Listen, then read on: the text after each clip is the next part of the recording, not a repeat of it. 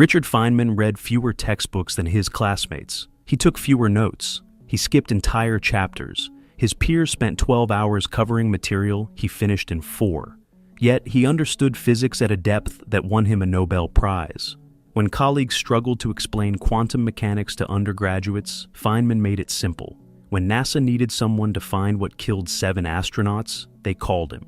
When the world's top physicists gathered, they listened when he spoke. The paradox destroys everything schools taught you about reading. Because Feynman wasn't reading, he was reconstructing. And the difference between these two actions explains why you finish books but can't use what you read. The traditional approach seems logical. Open to page 1, read linearly, highlight important passages, take notes in margins, review before tests. Schools have taught this method for over a century. Millions of students follow it religiously. Yet something breaks in the process. You finish the book.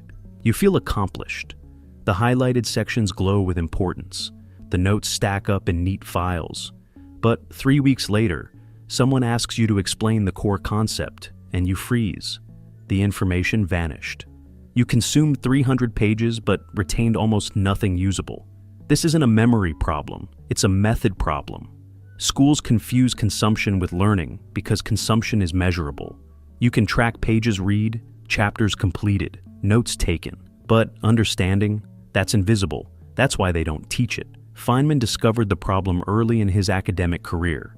At MIT in the late 1930s, he watched peers drown in physics textbooks. They read everything, highlighted everything, remembered nothing deeply.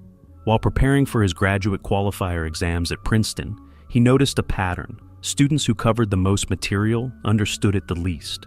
Students who memorized formulas couldn't derive them. Students with perfect notes couldn't apply concepts to new problems. As he later wrote in, "Surely you're joking, Mr. Feynman," there's a crucial difference between knowing the name of something and knowing something. Most reading produces the first. His method forced the second. The technique seemed inefficient at first. While his roommate covered 30 pages per night, Feynman might finish 10. But when exam time came, the roommate struggled to apply concepts. Feynman rebuilt entire theories from first principles. The difference wasn't intelligence, it wasn't speed, it was method. And it started with something schools never teach, reading with a target, not a syllabus. To understand how this worked, we need to see what he actually did. And it began before he even opened a book. Princeton, 1940. Feynman faces a wall of physics textbooks for his doctoral work. Most graduate students begin with Chapter 1 and march forward dutifully.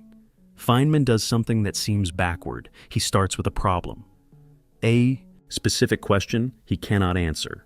Before touching any textbook, he writes at the top of a blank page, "Why does the Dirac equation predict antimatter?"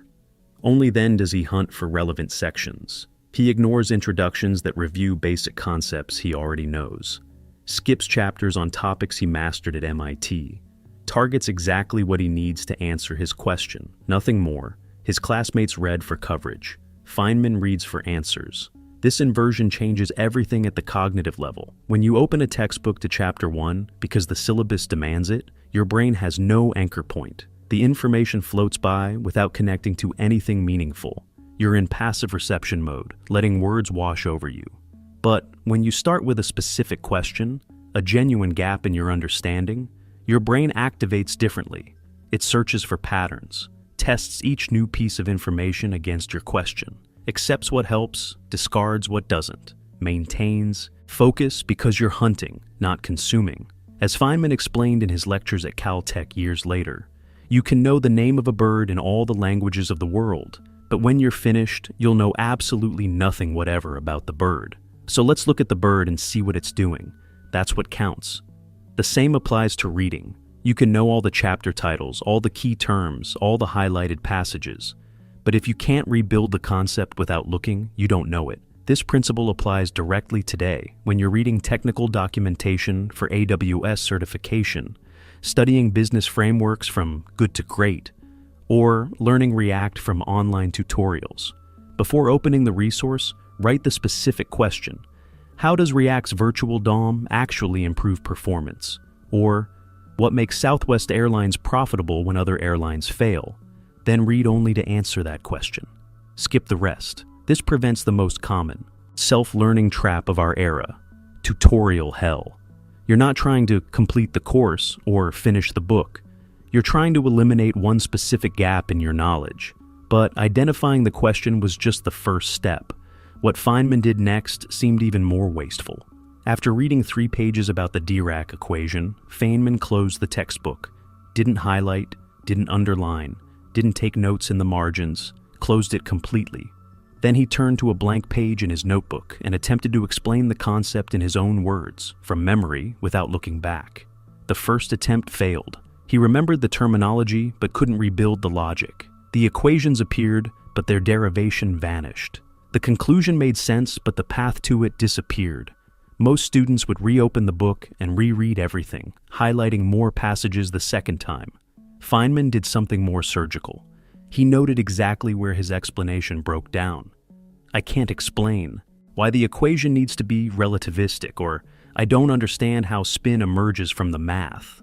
Then he reopened the book, read only that specific section, sometimes just one paragraph, closed it again, and tried once more to reconstruct the entire explanation. He repeated this cycle until he could teach the concept to an empty room without any reference material. His roommate thought he was wasting time. Look at the contrast in their textbooks after one semester. The roommates, covered in neon highlighter, margins stuffed with notes, every important passage marked with stars and exclamation points. Feynman's, nearly pristine, maybe a dozen brief annotations total. But here's what the physical evidence couldn't show. The roommate's notes were decorations. They created an illusion of learning. When tested, he could recite passages but not explain principles. He knew what the book said, but not what it meant. Feynman's blank reconstructions were diagnostics. They revealed exactly what he didn't understand. No hiding. No false confidence. Why does this work when highlighting fails? Because your brain tricks you with familiarity. When you highlight a passage, your brain registers recognition. I know this. I marked it. It's important. But familiarity is not understanding. It's just pattern recognition. You can recognize someone's face without knowing their name. You can recognize a physics equation without understanding its derivation. You can recognize a business framework without being able to apply it. Recognition is passive. Understanding is active. Feynman eliminated recognition by forcing reconstruction. When you close the book and face a blank page, there's nowhere to hide. Either you can rebuild the concept, or you can't. Either you understand the logic, or you memorize the conclusion. The blank page doesn't lie. As he later explained when describing his approach to physics problems, what I cannot create, I do not understand. The same applies to reading. What you cannot reconstruct, you do not understand. This principle solves the biggest problem in modern self-learning: the gap between consuming content and building competence. You watch a YouTube tutorial on Python. You follow along. The code makes sense while the instructor explains it. You feel like you're learning, but the next day you face a blank text editor and freeze. Nothing comes. You consume the tutorial, but you can't reconstruct the logic. The solution is brutal, but effective. After watching each major section, close the video. Open a blank file. Try to write the code from memory. When you fail, and you will fail, note exactly where you got stuck. Rewatch only that 30-second segment. Close it. Try again. This is how you transform passive watching into active understanding. But Feynman added another layer that most people skip entirely. Los Alamos, 1943. The Manhattan Project assembles the world's top physicists. Security protocols prevent them from explaining their work to outsiders. Feynman develops a habit. Late at night, he stands at a blackboard in an empty room and teaches. The room is empty, but he explains quantum mechanics, bomb design calculations, uranium enrichment. As if presenting to undergraduates who know nothing, he uses simple language, draws diagrams, rebuilds equations from scratch. When he stumbles over an explanation, he stops, marks the concept, returns to it the next day. His colleagues think he's rehearsing lectures. They're wrong. He's testing understanding. Because here's what Feynman discovered. You can fool yourself with notes. You can fool yourself with recognition. But You cannot fool yourself when teaching. Teaching forces you to organize knowledge, anticipate questions, simplify without losing accuracy, and expose every gap in your logic. If you can't explain it simply, you don't understand it deeply. And if you can't explain it to someone who knows nothing, you've memorized without comprehending.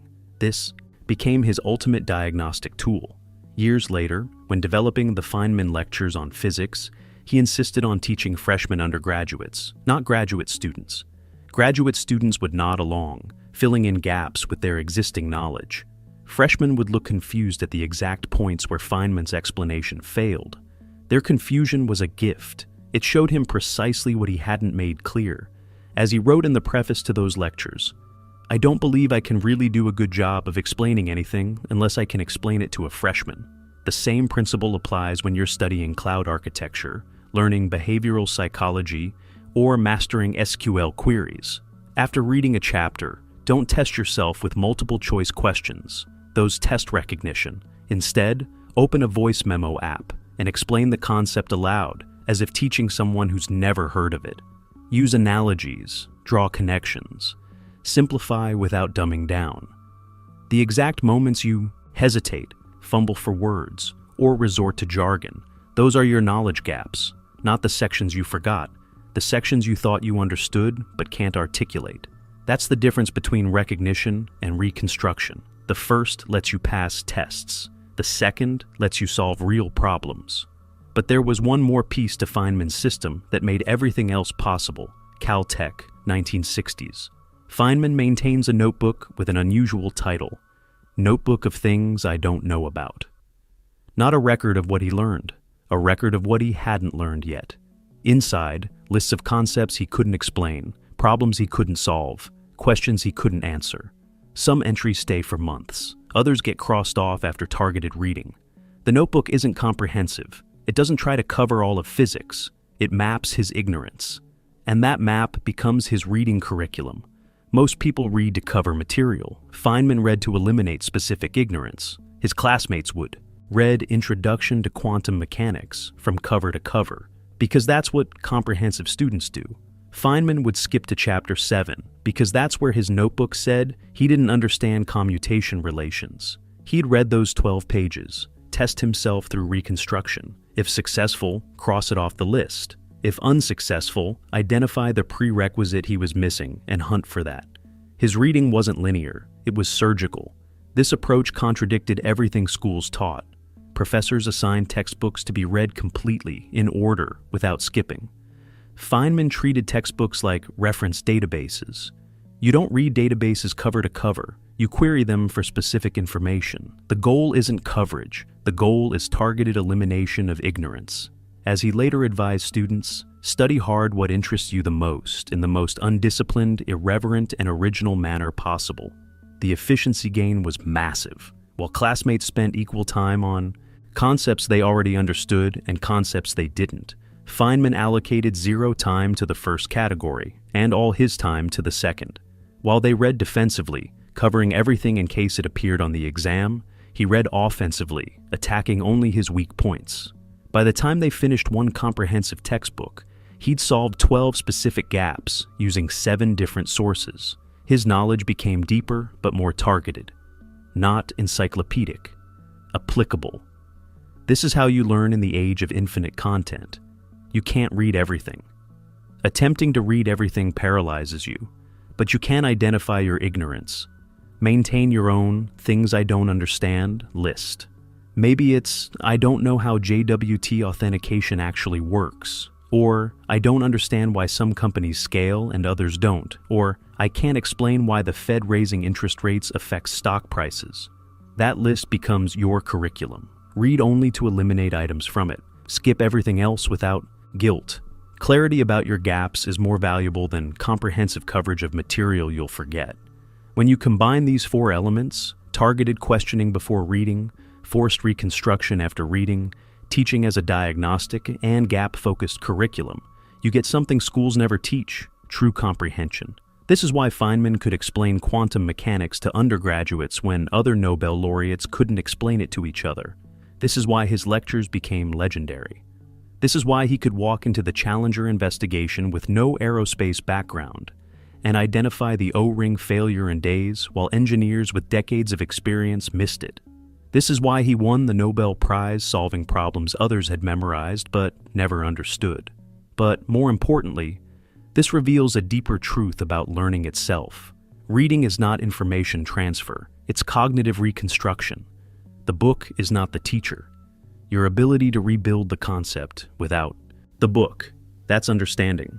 Schools confuse consumption with learning because consumption is measurable. Pages read, chapters completed, notes taken, courses finished. But reconstruction, that's invisible. That's why they don't teach it. They can't test it efficiently. They can't grade it objectively. They can't track it in a learning management system. So they optimize for consumption. And they produce students who finish books but can't use them, who complete courses but can't apply them, who pass tests but can't solve problems. Feynman rejected that system in 1939 and built his own. And the evidence suggests his system worked better. As he once explained, I learned very early the difference between knowing the name of something and knowing something. I was never satisfied with just knowing the name. Feynman's reading method was just one layer of his learning system, but it exposed something fundamental. The difference between knowing the name of something and knowing something. Schools optimize for the former because it's testable. Feynman optimized for the latter because it's usable. The next time you open a technical book, a business manual, or an online course, remember, reading is not the goal, reconstruction is. Start with a specific question, read to answer it, close the source, rebuild the concept on a blank page. Test yourself by teaching. Maintain a list of your ignorance and read only to eliminate it. This is how you absorb information in a world designed to make you consume without understanding. This is how you transform coverage into comprehension. This is how you stop reading like a student and start learning like Feynman. Right now, you're feeling something. Maybe it's curiosity about where this talk is going. Maybe it's anxiety about something in your life. Maybe it's excitement or boredom or restlessness or impatience. Whatever it is, you didn't choose it, it chose you. The emotion came. The thought arrived, and you're experiencing it whether you want or not. Pause or are you? A direct address I. What if I told you that you have far more control over your thoughts and emotions than you realize? Not suppression, not denial, not pretending you don't feel what you feel. Real control. The ability to observe your thoughts without being controlled by them, to experience emotions without being overwhelmed by them, to choose what you pay attention to and what you dismiss. Lean into and Richard Feynman mastered this, not through meditation, not through therapy, through a method he discovered accidentally. A method rooted in how the mind actually works. A method so powerful that it let him maintain joy and curiosity even while his wife was dying. Even while he was diagnosed with terminal cancer. Even during the most emotionally devastating moments of his life. A walk across stage. Today, I'm going to teach you that method. The genius method to control thought and emotion. Not to become emotionless. Not to suppress feeling. But to become the director of your mental experience instead of just an actor swept along by whatever thoughts and emotions happen to arise. This isn't mystical. It isn't complicated. It's based on understanding one simple truth about how your mind works. A truth Feynman discovered. A truth that changes everything once you see it. 8 promise. By the end of this talk, you'll understand this truth. You'll have a specific technique you can use immediately, and you'll never relate to your thoughts and emotions the same way again. Begin the story. Let me start by telling you how Feynman discovered this method, because the story reveals everything. It's the mid-1940s. Feynman is in his 20s. He's at Los Alamos working on the atomic bomb, and his wife Arline, his first love, the woman he married despite knowing she was sick, is dying of tuberculosis in a hospital in Albuquerque. He visits her every weekend, takes a bus, sits with her, watches her deteriorate, knows he's losing her and can't do anything about it. Pause. Anyone would be devastated. Anyone would be consumed by grief, by fear, by the unbearable weight of watching someone they love die slowly. And Feynman feels all of that. He's not immune. He's not unfeeling. The emotions are there, powerful, overwhelming. Share what he does, but he does something unusual. Something that will change how he relates to his mind for the rest of his life. He starts observing his emotions, not experiencing them passively, observing them. Like a scientist observing an experiment, he notices when grief arises. He notices what triggers it. He notices how it feels in his body. He notices what thoughts accompany it. He notices how long it lasts. He notices when it fades. Explain the shift, and something remarkable happens. The emotions don't disappear, they're still there. But they lose some of their power over him, because he's not just feeling grief. He's also observing himself feeling grief. He's simultaneously experiencing the emotion and watching the experience. And that dual awareness, that ability to observe while experiencing, that creates distance, space, control. Make it concrete or think about the difference. Being consumed by grief feels like drowning. You're the grief. There's no separation between you and the emotion. It overwhelms everything. But observing grief while feeling it is different. You feel the grief. It's real. It's powerful. But there's also a part of you that's watching, noting, observing. I notice I'm feeling grief. I notice it's intense. I notice it's affecting my breathing, my thoughts, my body. And make the key point, that observing part. That's you taking control. Not controlling whether the emotion happens, but controlling your relationship to it. You're no longer just the actor in the play. You're also the director, watching the performance. Brasak shared the deeper discovery, and Feynman realizes something profound.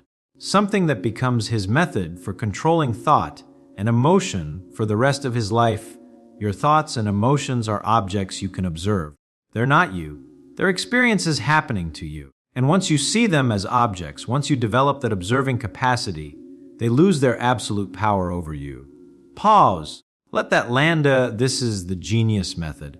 And it's so simple that most people dismiss it. But it's the most powerful mental technique I've ever encountered.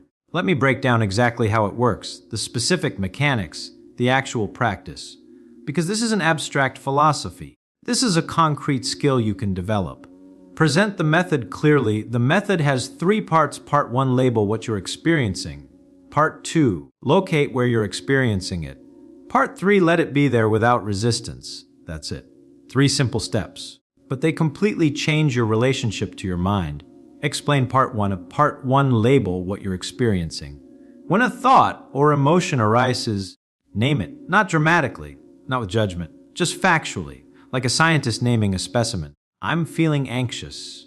I'm thinking about that conversation. I'm feeling angry. I'm having the thought that I'm not good enough. Explain why this works or die. Why does this work? Because labeling creates separation. The moment you say, I'm feeling anxious, you've created 2 things, the anxiety and the I. That's feeling it. The observer and the observed. Without labeling, you are the anxiety. I am anxious. Feels like a complete identity. You're merged with the emotion. With labeling, you have the anxiety. I'm feeling anxious. Acknowledges the emotion while maintaining separation from it. You're experiencing it, but you're not it. Share Feynman example. Feynman did this constantly. During stressful moments, during emotional moments, during moments when his mind was racing with thoughts. I notice I'm worried about this experiment. I notice I'm feeling frustrated with this student. I notice I'm having the thought that I'm wasting time. Make the point, not suppressing, not judging, just labeling, observing, creating that gap between the thinker and the thought, the feeler and the feeling. Explain part 2, locate where you're experiencing it. After you label the thought or emotion, notice where it is in your body. Where do you feel the anxiety? Where do you feel the anger? Where do you notice the thought arising? I'm feeling anxious. I notice it in my chest. There's tightness. My heart is beating faster. I'm feeling angry. I notice it in my jaw, my shoulders. There's tension there. 5, explain why this works. With this deepens the observation. It grounds you in physical reality instead of mental story. And it reinforces the separation. You're here observing this sensation that's there. Also, it prevents you from being swept away by the mental narrative, because emotions always come with stories. I'm anxious because this terrible thing might happen, and then this, and then that. The story amplifies the emotion, creates a spiral. I'll show the difference, but when you locate the emotion in your body, you bypass the story. You're just experiencing a physical sensation. Tightness in the chest, tension in the shoulders, heat in the face. Those sensations are real, but they're manageable. They're just body sensations. They don't have the power the story gives them. Richard Feynman used this especially during moments of intense emotion, when grief or fear or anger arose powerfully. Instead of getting lost in the mental story, she's dying and I'm losing her and my life will be empty and I can't handle this, he'd locate the physical sensation. I notice tightness in my chest. I notice my throat constricting. I notice tears forming. Make the point of physical sensations you can observe. Mental stories you get lost in. Staying with the physical keeps you grounded, keeps you in observer mode, keeps you in control. I shall explain Part 3, let it be there without resistance. This is the hardest part, but it's the most important. Once you've labeled the thought or emotion, once you've located where you're experiencing it, don't try to make it go away. Don't fight it. Don't suppress it. Just let it be there. I'm feeling anxious. It's in my chest, and I'm going to let it be there. It's okay for this to be here right now. Rayfar explained why resistance is the problem. Here's what most people don't understand. The suffering isn't the emotion itself. The suffering is your resistance to the emotion. Anxiety is just a sensation. Uncomfortable, yes, but manageable. What makes it unbearable is when you resist it, when you think, I shouldn't feel this. This is terrible. I need this to go away. I can't handle this. Yeah, make it concretey, that resistance, that fighting against what is. That's what creates suffering. That's what amplifies the emotion. That's what makes it feel overwhelming. But when you allow the emotion to be there without resistance, when you say, okay, anxiety is here and that's okay. Something remarkable happens. The emotion doesn't necessarily go away, but it loses its power to control you. It's just a sensation. Present, observe aloud, but not in control, as share the paradox and here's the paradox. When you stop trying to make emotions go away, they often do go away, not immediately, but naturally. Because emotions are temporary. They arise, they peak, they fade. That's their nature. But when you resist them, you lock them in place. You keep them active. You feed them energy through your resistance. When you allow them, you let them follow their natural course. Arise, be present, fade. Passer tell a powerful Feynman story to let me show you this method at its most powerful. This story demonstrates everything. It's 1945. Feynman gets a call. Arline has died. His life, she's gone. He takes a bus from Los Alamos to Albuquerque to the hospital, to her body. He needs to identify her, sign documents, make arrangements, slow down, and on that bus ride, he's observing his mind, even in this moment, the worst moment. He's watching what his mind does, and he notices something strange. He doesn't feel anything, no grief, no tears, no overwhelming emotion, just numbness. Observation, he wonders, why don't I feel anything? Should I be crying? Am I broken? What's wrong with me? Huz continue, but he doesn't force it. He just observes, labels it. I notice I'm not feeling grief right now. I notice numbness instead. I notice the thought that I should be feeling something. He lets it be. Doesn't judge it. Doesn't resist the absence of feeling just as much as he wouldn't resist the presence of feeling. Frack the powerful part. And then, weeks later, grief comes. Powerfully, unexpectedly, while he's working on something completely unrelated. And he does the same thing, labels it. I notice grief. Powerful grief. Locates it. In my chest. In my throat. Making it hard to breathe. Allows it. This is here. This is okay. This is what grief feels like. If I make the point, he doesn't try to make it go away. Doesn't distract himself. Doesn't suppress it. Just observes it. Experiences it fully while simultaneously watching the experience. And it moves through him intensely, completely. And then it fades. Natural out. Observed. Que pasa, that's mastery of thought and emotion. Not suppression, not avoidance.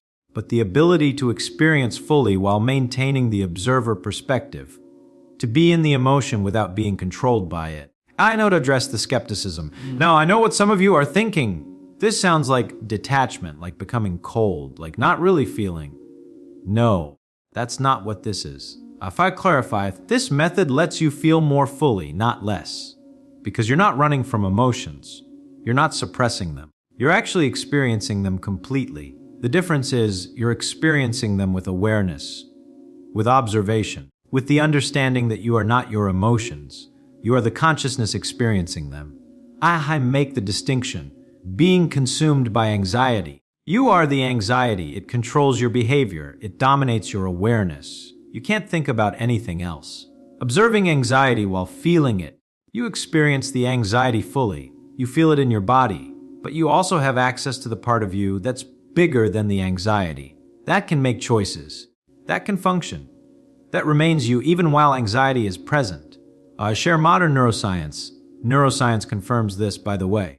When you observe your emotions, when you label them and locate them, you activate the prefrontal cortex, the part of your brain responsible for executive function, self-regulation, conscious choice. And that activation literally reduces activity in the amygdala, the part of your brain that generates emotional reactions. Make it clear, you're not suppressing the emotion. You're activating the part of your brain that can observe the emotion, and that observation neurologically reduces the emotion's intensity. That's the genius method working at the brain level, and give practical application. So how do you develop this skill? How do you actually practice this? Start simple, start small, don't wait for a crisis. Practice with minor emotions, minor thoughts. Give exercise 1E, exercise 1 the morning practice. When you wake up tomorrow, before you get out of bed, observe your mind for 2 minutes. What thoughts are present? Label them. I notice I'm thinking about my schedule today. I notice I'm feeling resistance to getting up. I notice I'm feeling anxious about that meeting. What emotions are present? Label them. I notice anxiety. I notice tiredness. I notice eagerness. Where are they in your body? Locate them. The anxiety is in my stomach. The tiredness is in my eyes, my limbs. The eagerness is in my chest. I explain the impact just 2 minutes. Every morning, observing, labeling, locating, not judging, not changing, just observing. This trains the observer muscle. This strengthens your capacity to separate from your thoughts and emotions. If I exercise 2, the difficulty practice. Throughout your day, when something difficult arises, a challenging email, a frustrating situation, an uncomfortable conversation, pause for 10 seconds. Label what you're experiencing. I notice frustration. I notice the thought that this person is wrong. I notice anxiety about how this will turn out. Locate where you're experiencing it. In my shoulders. In my chest? On my jaw. Allow it to be there. This is what I'm feeling right now. It's okay for this to be here.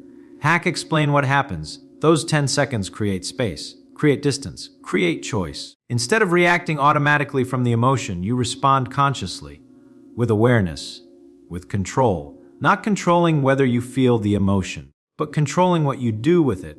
Of exercise 3, the evening practice. Before bed, review your day. Identify one moment when you were swept away by emotion or thought, when you lost perspective, when you were consumed rather than observing. Replay it. But this time, imagine yourself using the method. In that moment, I would have labeled I notice I'm feeling defensive. I would have located in my chest, my jaw. I would have allowed, this is what defensiveness feels like. It's okay to feel this. Explain the benefit. You're training your brain to recognize patterns, to notice when you're being swept away, to remember the observing perspective exists. Next time a similar situation arises, you'll be more likely to catch yourself. To step into observer mode, to maintain control, as I share a transformation story. Let me tell you about someone who mastered this method. Call her Rachel. Rachel had severe anxiety, panic attacks, couldn't function during intense episodes, tried medication, tried therapy, some things helped.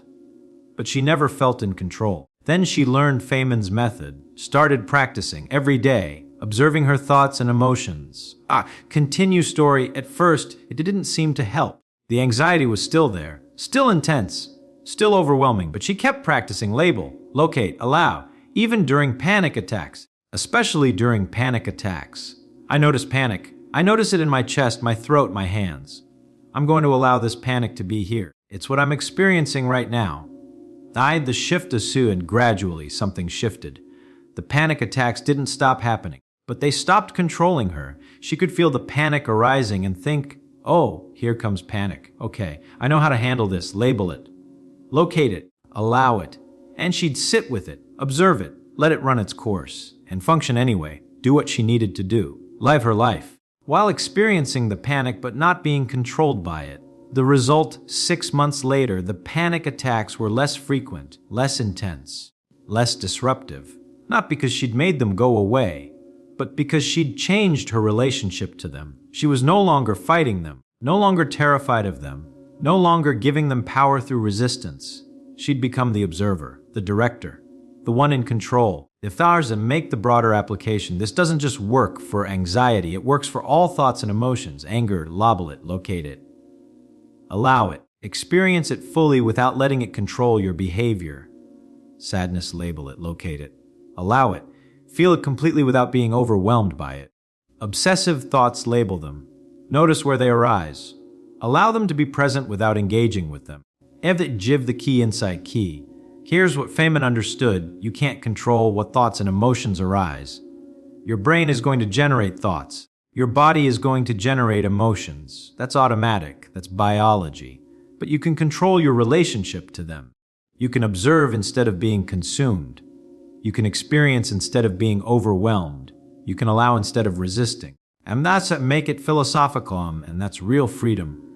Not freedom from thoughts and emotions, but freedom in the midst of them. The ability to remain yourself, remain in control, remain capable of choice, even while experiencing intense thoughts and emotions. Our fair share Feynman's later life. This ability served Feynman throughout his life. When he was diagnosed with cancer, when he faced criticism from colleagues, when he dealt with professional setbacks, when he experienced loss and pain and difficulty, he felt everything, deeply, fully. He wasn't detached or cold or unfeeling, but he was never controlled, never overwhelmed, never lost to his thoughts and emotions. Here explain why because he developed the observer, the part of consciousness that can watch thoughts and emotions arise, be present, and fade. The part that remains steady even when everything else is chaos. Direct address, you have that part too. Everyone does. It's not special. It's not rare. It's just untrained in most people. You've spent your whole life identified with your thoughts and emotions, believing you are them, being swept along by them. The shift. But you're not your thoughts. You're the awareness that notices thoughts. You're not your emotions. You're the consciousness that experiences emotions. And once you realize that, once you develop the capacity to observe, everything changes. And make it immediately. Let's do this right now. Right here. Together, close your eyes for a moment. I'll guide you through it. Pause. Notice what thoughts are present. Don't engage with them. Just observe them. Label them. I notice I'm thinking about. I notice the thought that. Pause. I notice what emotions are present. Label them. I notice I'm feeling. I notice. Pause. Or where in your body do you notice these emotions? Locate them. Your chest, your shoulders, your stomach, your jaw. And now allow whatever you're experiencing to be there. Don't try to change it. Don't judge it. Just let it be. This is what I'm experiencing right now. It's okay for this to be here. A pause, open your eyes. A direct statement, that's the method.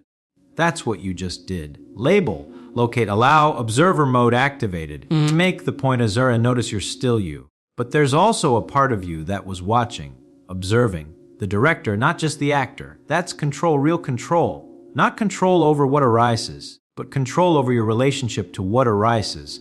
Final challenges. So here's my challenge. Use this method for 1 week, every day, multiple times. Morning observation. 10-second pauses during difficulty. Evening review. Label what you're experiencing.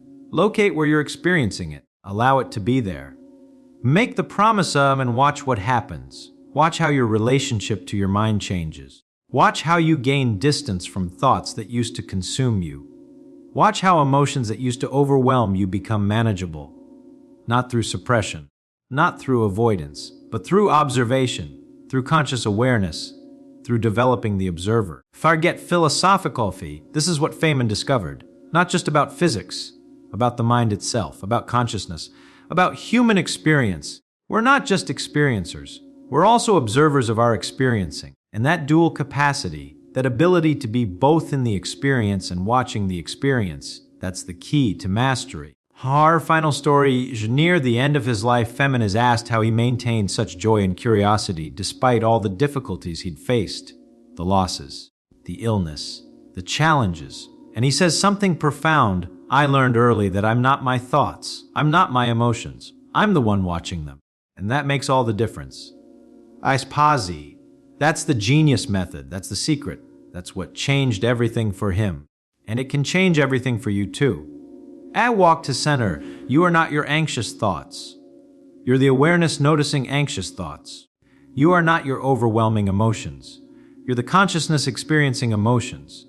A final statement, and when you learn to inhabit that awareness, that consciousness, that observer perspective, when you learn to label, locate, and allow, you gain a power most people never discover. The power to control your relationship to thought and emotion, to experience fully without being controlled, to remain yourself even in the midst of intensity. That's mastery. That's freedom. That's the genius method. A smile apart, use it, practice it, make it yours. Thank you. Fact beyond, if you want to go deeper into Feynman's methods for mastering the mind, if you want more techniques, more practices, more insights into how he achieved such clarity and control, do me a favor, like this video and subscribe to the Mind of Richard Feynman channel. We're exploring the practical tools that made Feynman's mind extraordinary. Not philosophy, not theory, actual usable techniques. Join us. Let's develop mastery together. See you in the next one. Not eventually, not someday. Right now, today, this moment, parts of you are dying, neural pathways unused or pruning away.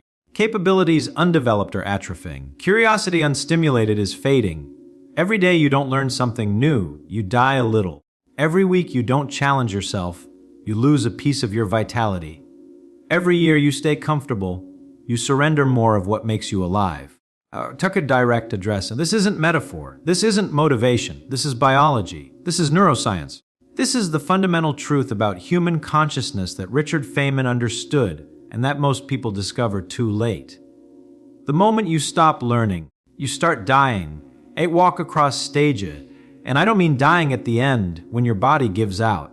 I mean dying now, dying while you're still walking around, dying while you're going through the motions, dying while you look alive but feel increasingly hollow.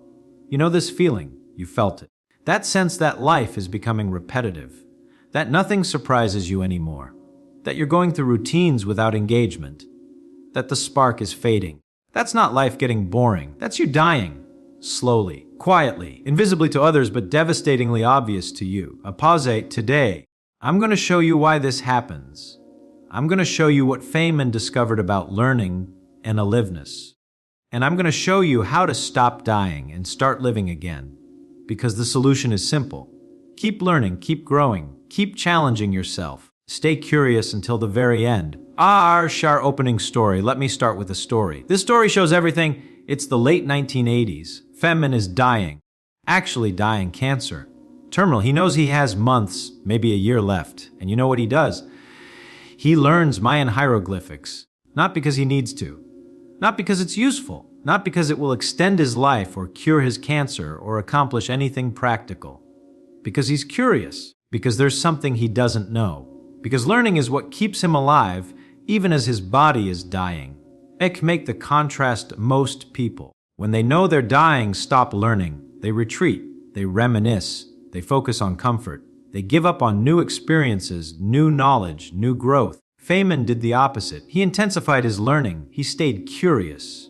He kept his mind alive even as his body failed. And people who visited him in those final months reported he was more alive than most healthy people. More engaged. More present. More vital. And make the point that that's the secret. That's what Feynman understood. Aliveness isn't about your body. It's about your mind. It's about whether you're still learning, still growing, still curious. Stop learning, and you're dead even if your body keeps functioning. Keep learning, and you're alive even when your body is dying. Direct statement. The moment you stop learning, you start dying. Let me show you exactly what I mean. Let me show you the neuroscience, the psychology, the lived experience of this truth. Present the neuroscience first, the neuroscience. This is literal, not metaphorical. Your brain has neuroplasticity, the ability to form new neural connections, to strengthen pathways, to create new capabilities. This happens when you learn, when you challenge yourself, when you encounter novel experiences. Every time you learn something new, your brain physically changes. New synapses form, neural networks reorganize. You literally become a different person at the neurological level. Make the contrast, but when you stop learning, when you stop challenging yourself, when you only do familiar things, your brain stops creating new connections. Existing pathways that aren't used begin to prune away. Neural networks become rigid. You literally lose cognitive capacity. I share the research, and neuroscientists have studied this. They've shown that adults who stop learning, who stop challenging their minds, show measurable cognitive decline, not just in old age. Starting in their 30s and 40s, their brains physically shrink, their cognitive capabilities diminish, their mental flexibility decreases. They're dying, neurologically, measurably, years or decades before their bodies give out. Ache make it visceral, and they feel it. You feel it. That sense that your mind isn't as sharp as it used to be, that you're not as creative, not as quick, not as engaged, that's not aging. That's dying from lack of learning. Share the contrast, but adults who keep learning, who keep challenging themselves, who stay curious. Their brains remain plastic, their cognitive capabilities maintain, some even improve. Their mental flexibility stays strong, they're alive, neurologically, measurably, even in their 70s, 80s, 90s. Should give example, if Feynman at 70 was mentally sharper than most people at 30, not because he had superior genetics, but because he never stopped learning. His brain was constantly forming new connections, maintaining plasticity, staying alive. Present the psychology, second the psychology. This is about meaning, not just neurons. Learning gives life meaning. It gives you purpose. It gives you a reason to wake up. It gives you engagement with the world. When you're learning, you're growing, you're becoming, you're moving towards something. Life has direction. Make the contrast.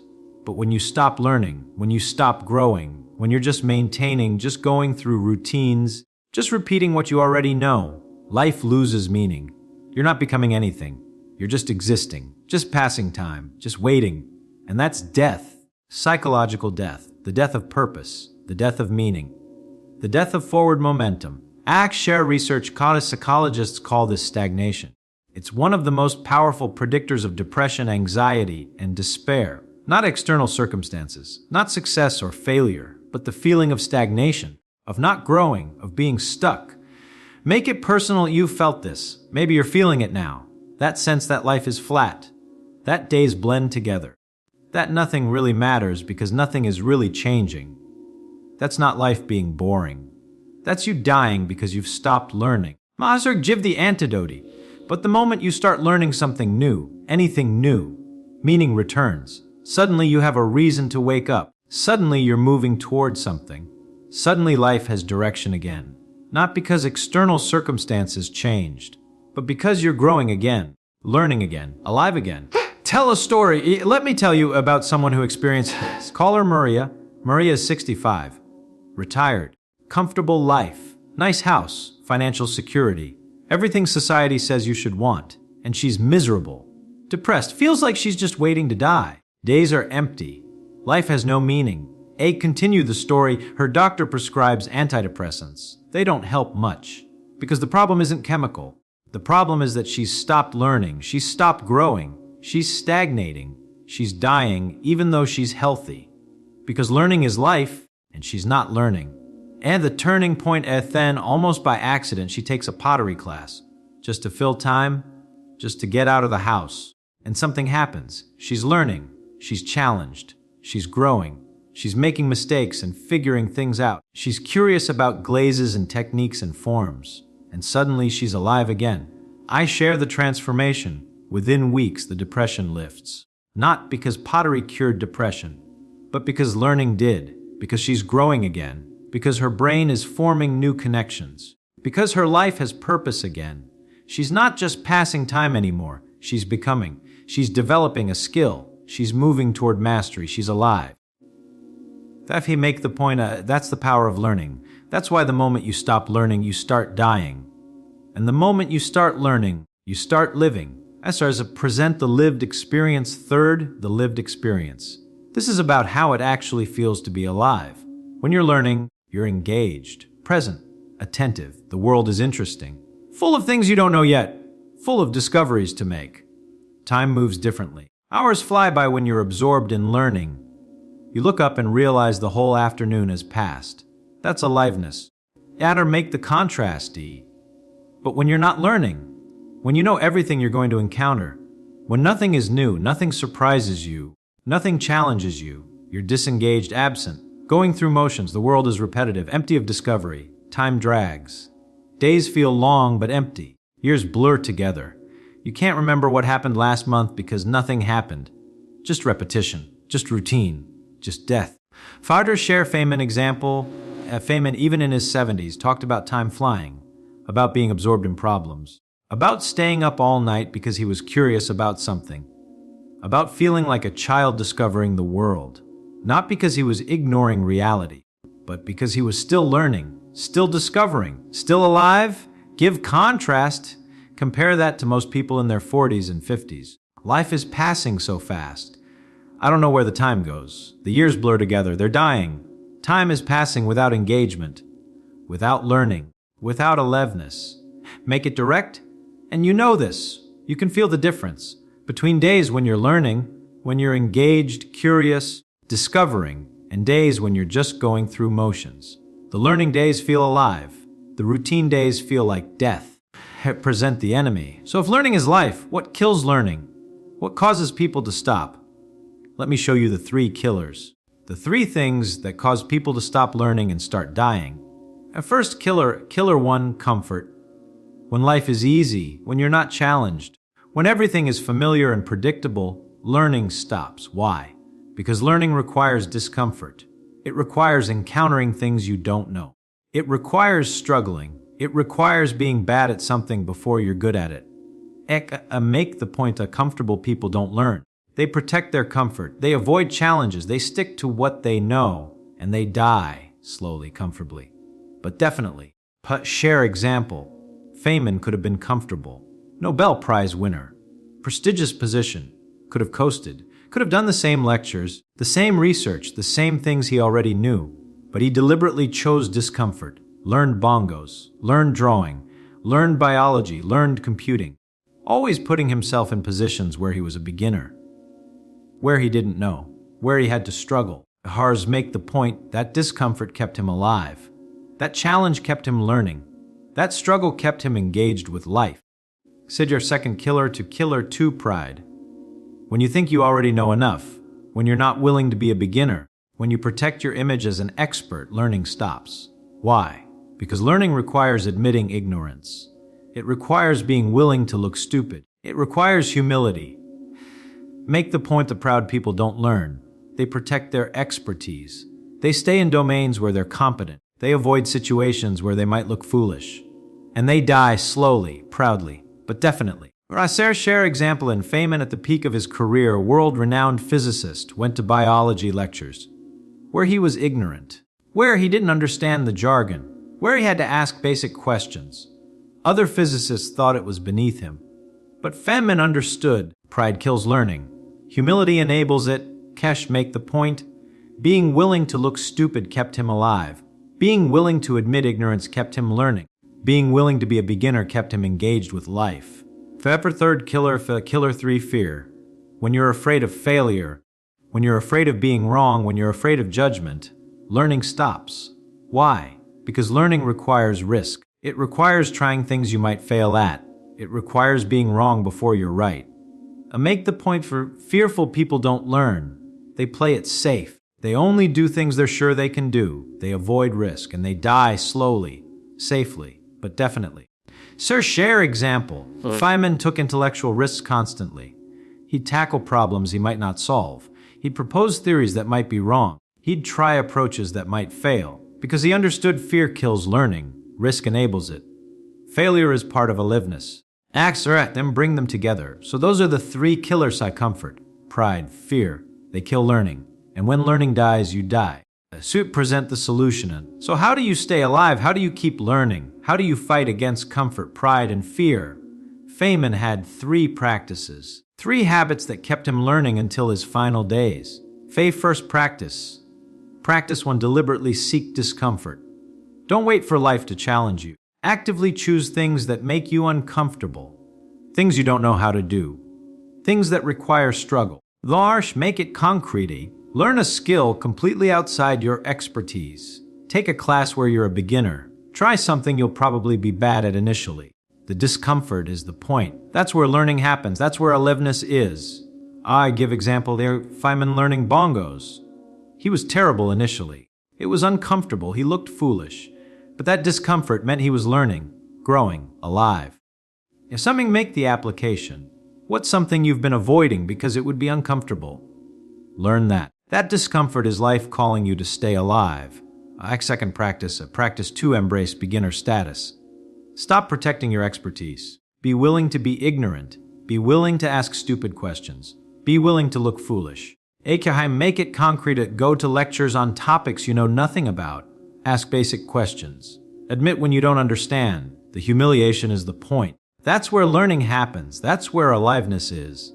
Give example if Feynman at biology lectures, asking questions that made biologists roll their eyes, not protecting his image as an expert physicist, just trying to understand. Make the application. Where have you been protecting your expertise? Where have you been avoiding looking stupid? Go there. That humility is life calling you to stay alive. Third practice, practice 3. Take risks with your learning. Stop playing it safe. Try things you might fail at. Pursue questions you might not answer. Attempt problems you might not solve. Make it concrete. Start a project where you don't know if you'll succeed. Learn something difficult with no guarantee you'll master it. Engage with ideas that might prove you wrong. The risk is the point. That's where learning happens. That's where aliveness is. Give example and Feynman tackling quantum electrodynamics, not knowing if his approach would work, risking years of effort on ideas that might fail, taking intellectual risks constantly. Make the application. What's something you've been avoiding because you might fail? Try that. That risk is life calling you to stay alive. Share the deeper truthy. Now, here's the deeper truth that Feynman understood. Learning isn't just about acquiring skills or knowledge. Learning is about maintaining your relationship with mystery, with not knowing, with wonder. To explain this, children are alive because everything is mysterious to them. Everything is something they don't know yet. Everything provokes wonder. Adults die because they think they know everything. They've explained away the mystery. They've lost their wonder. Make the point. The moment you think you know everything, you start dying. The moment you rediscover that you know almost nothing, you start living. Share Feynman, Feynman said, "I would rather have questions that can't be answered than answers that can't be questioned." That's the mindset of aliveness, preferring mystery to false certainty, preferring not knowing to thinking you know. Make it personal, Etcher. When did you stop wondering? When did you stop being amazed? When did you start thinking you had it all figured out? That's when you started dying. Or I've give the antidote to rediscover wonder. Look at something you think you understand and ask, but do I really understand it? Could I explain it to a child? Are there aspects I've never considered? That wonder, that curiosity, that admission of mystery, that's aliveness. Tell final transformation story. Let me tell you one more story. This one shows the complete transformation. There's a man, call him Robert, 68 years old, successful career, retired, financially comfortable, and completely dead inside. He goes through his days in a fog, routines, TV, repetition, waiting for time to pass, waiting to die for real. His adult children are worried. They see him fading, not physically, spiritually, psychologically. He's becoming a ghost. The intervention set him down. They say, "Dad, you're dying, not your body. You, the person you used to be. You used to be curious, engaged." A lot happened, and Robert realizes they're right. He has been dying for years, since he retired, since he stopped learning, since he settled into comfort. The decision, so he makes a decision. He's going to learn something completely new, something difficult, something that makes him uncomfortable. He chooses Chinese, the language at 68, with no background. No natural talent for languages. Every reason to think he'll fail. The struggle, and it's hard. Really hard. He's bad at it. He makes mistakes. He feels foolish. He wants to quit. But he persists because he's realized the struggle is the point. The discomfort is aliveness. The not knowing is life. By Shikrap, the transformation error. 6 months later, he's speaking basic Chinese, not fluently, not expertly, but he's communicating, he's learning, he's growing, and he's alive again. Actually alive. His children notice immediately. He's engaged, present, interested in things. The fog has lifted. But the insight, not because Chinese is magical, but because learning is. Because the moment he started learning, he stopped dying. Make the universal point. That's available to you too. Right now. Today. You can stop dying and start living. Not by changing your circumstances, not by achieving something, not by waiting for life to be different. By learning, by choosing discomfort, by embracing beginner status, by taking risks, by staying curious. Get intense. The moment you stop learning, you start dying. But the reverse is also true. The moment you start learning, you start living. Even if you've been dying for years, even if you feel like a ghost going through motions, even if life has lost meaning, learn something, anything, and watch aliveness return. Present, final challenge. So here's my challenge. Don't just listen to this talk and nod and go back to dying. Make a decision. Right now. Today. This week. What are you going to learn? What discomfort are you going to choose? What beginner status are you going to embrace? What risk are you going to take? Make it specific or not. Someday I'll learn. Not. When I have time, I'll not. Eventually I should. This week. What specifically are you going to start learning? Pick something. Commit to it. Begin immediately. Give options. Learn an instrument. Learn a language. Learn a craft. Learn a subject you know nothing about. Learn a skill you've always avoided. Doesn't matter what. What matters is that you're learning, growing, challenging yourself, staying alive. Share what will happen and watch what happens. Watch how meaning returns. Watch how time becomes engaging again. Watch how the world becomes interesting. Watch how you feel alive again. Not because learning is magic, but because learning is life, and you've been dying from lack of it. Tell Feynman's final days, let me end where I began. Feynman in his final days, he knows he's dying. His body is failing. The cancer is winning. He has weeks, maybe days left, and he's learning Mayan hieroglyphics. He's working on physics problems. He's curious about how a fountain in the hospital works. The observation his doctor observes is, most dying patients retreat inward. They stop engaging with the world. They're already gone before their body gives out. But not Feynman. He's learning until the end. He's curious until the end. He's alive until the end. The final moment of Feynman's last words, literally his last words before he dies. I'd hate to die twice. It's so boring. Think about that. His concern isn't dying. It's that dying might be boring. That there might not be something to learn, something to discover, something to be curious about. Make the final point that's what it means to stay alive until the end.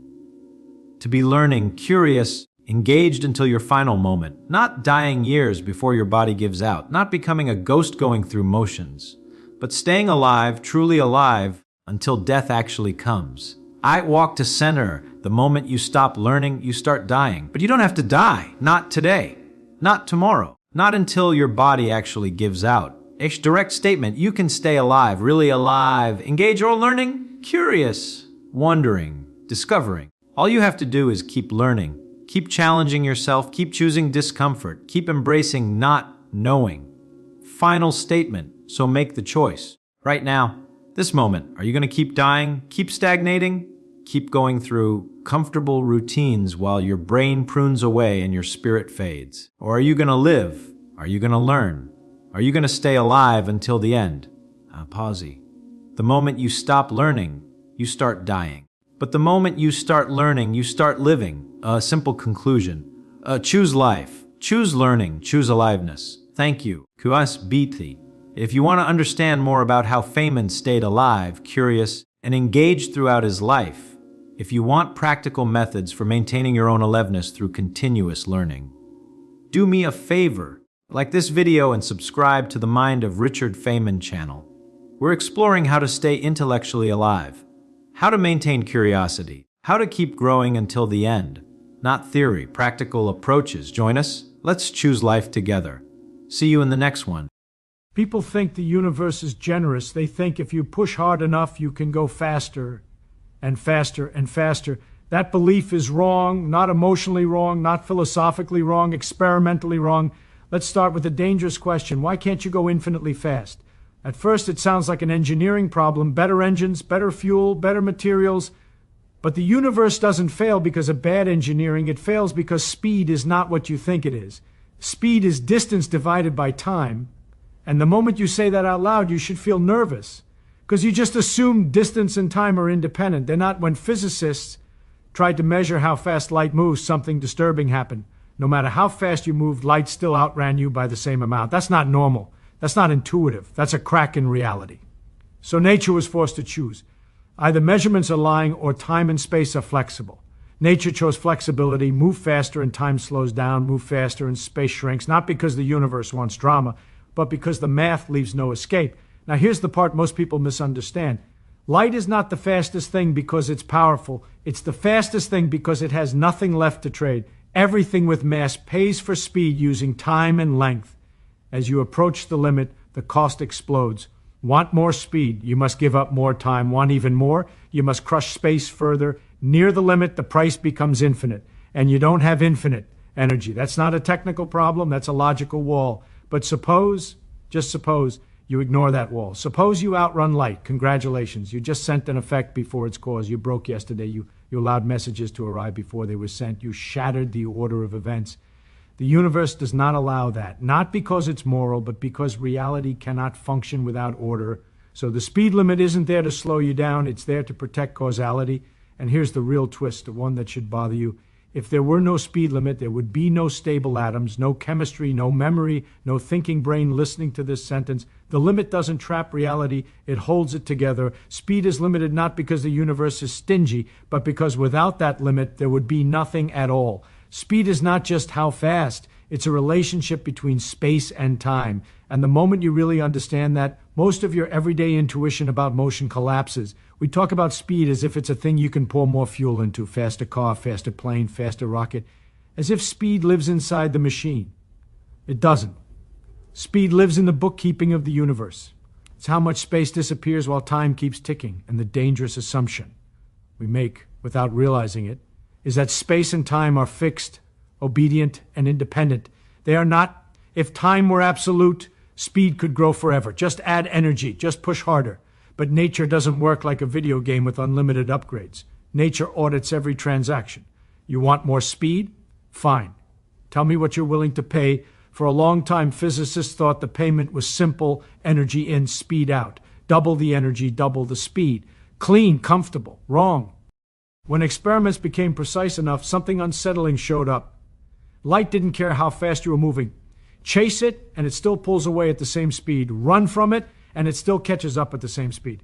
That's not just strange, that's impossible if space and time behave the way we assume they do, so something had to break. Either the experiments were lying, or our idea of time was time lost. The universe solved the problem in the most ruthless way possible. It made time flexible, not emotionally flexible, mathematically flexible. Move faster and your clock slows down, not in appearance, in reality. Move faster and distances in the direction of motion shrink.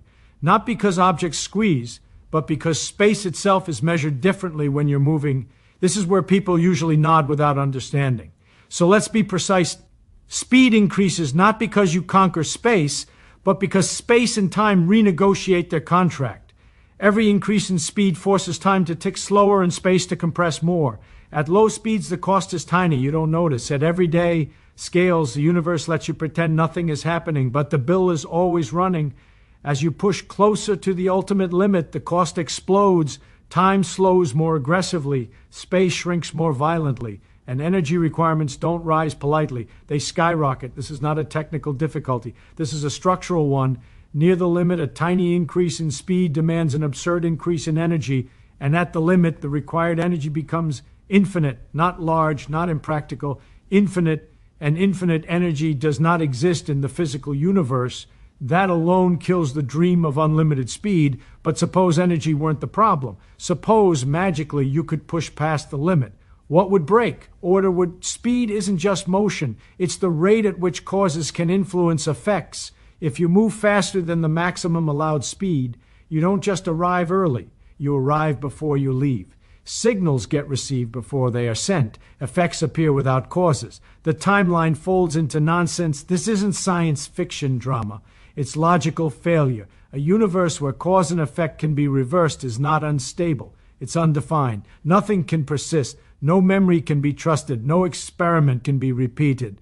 No thought can reliably follow another thought. So the universe enforces the limit not as a preference, but as a necessity.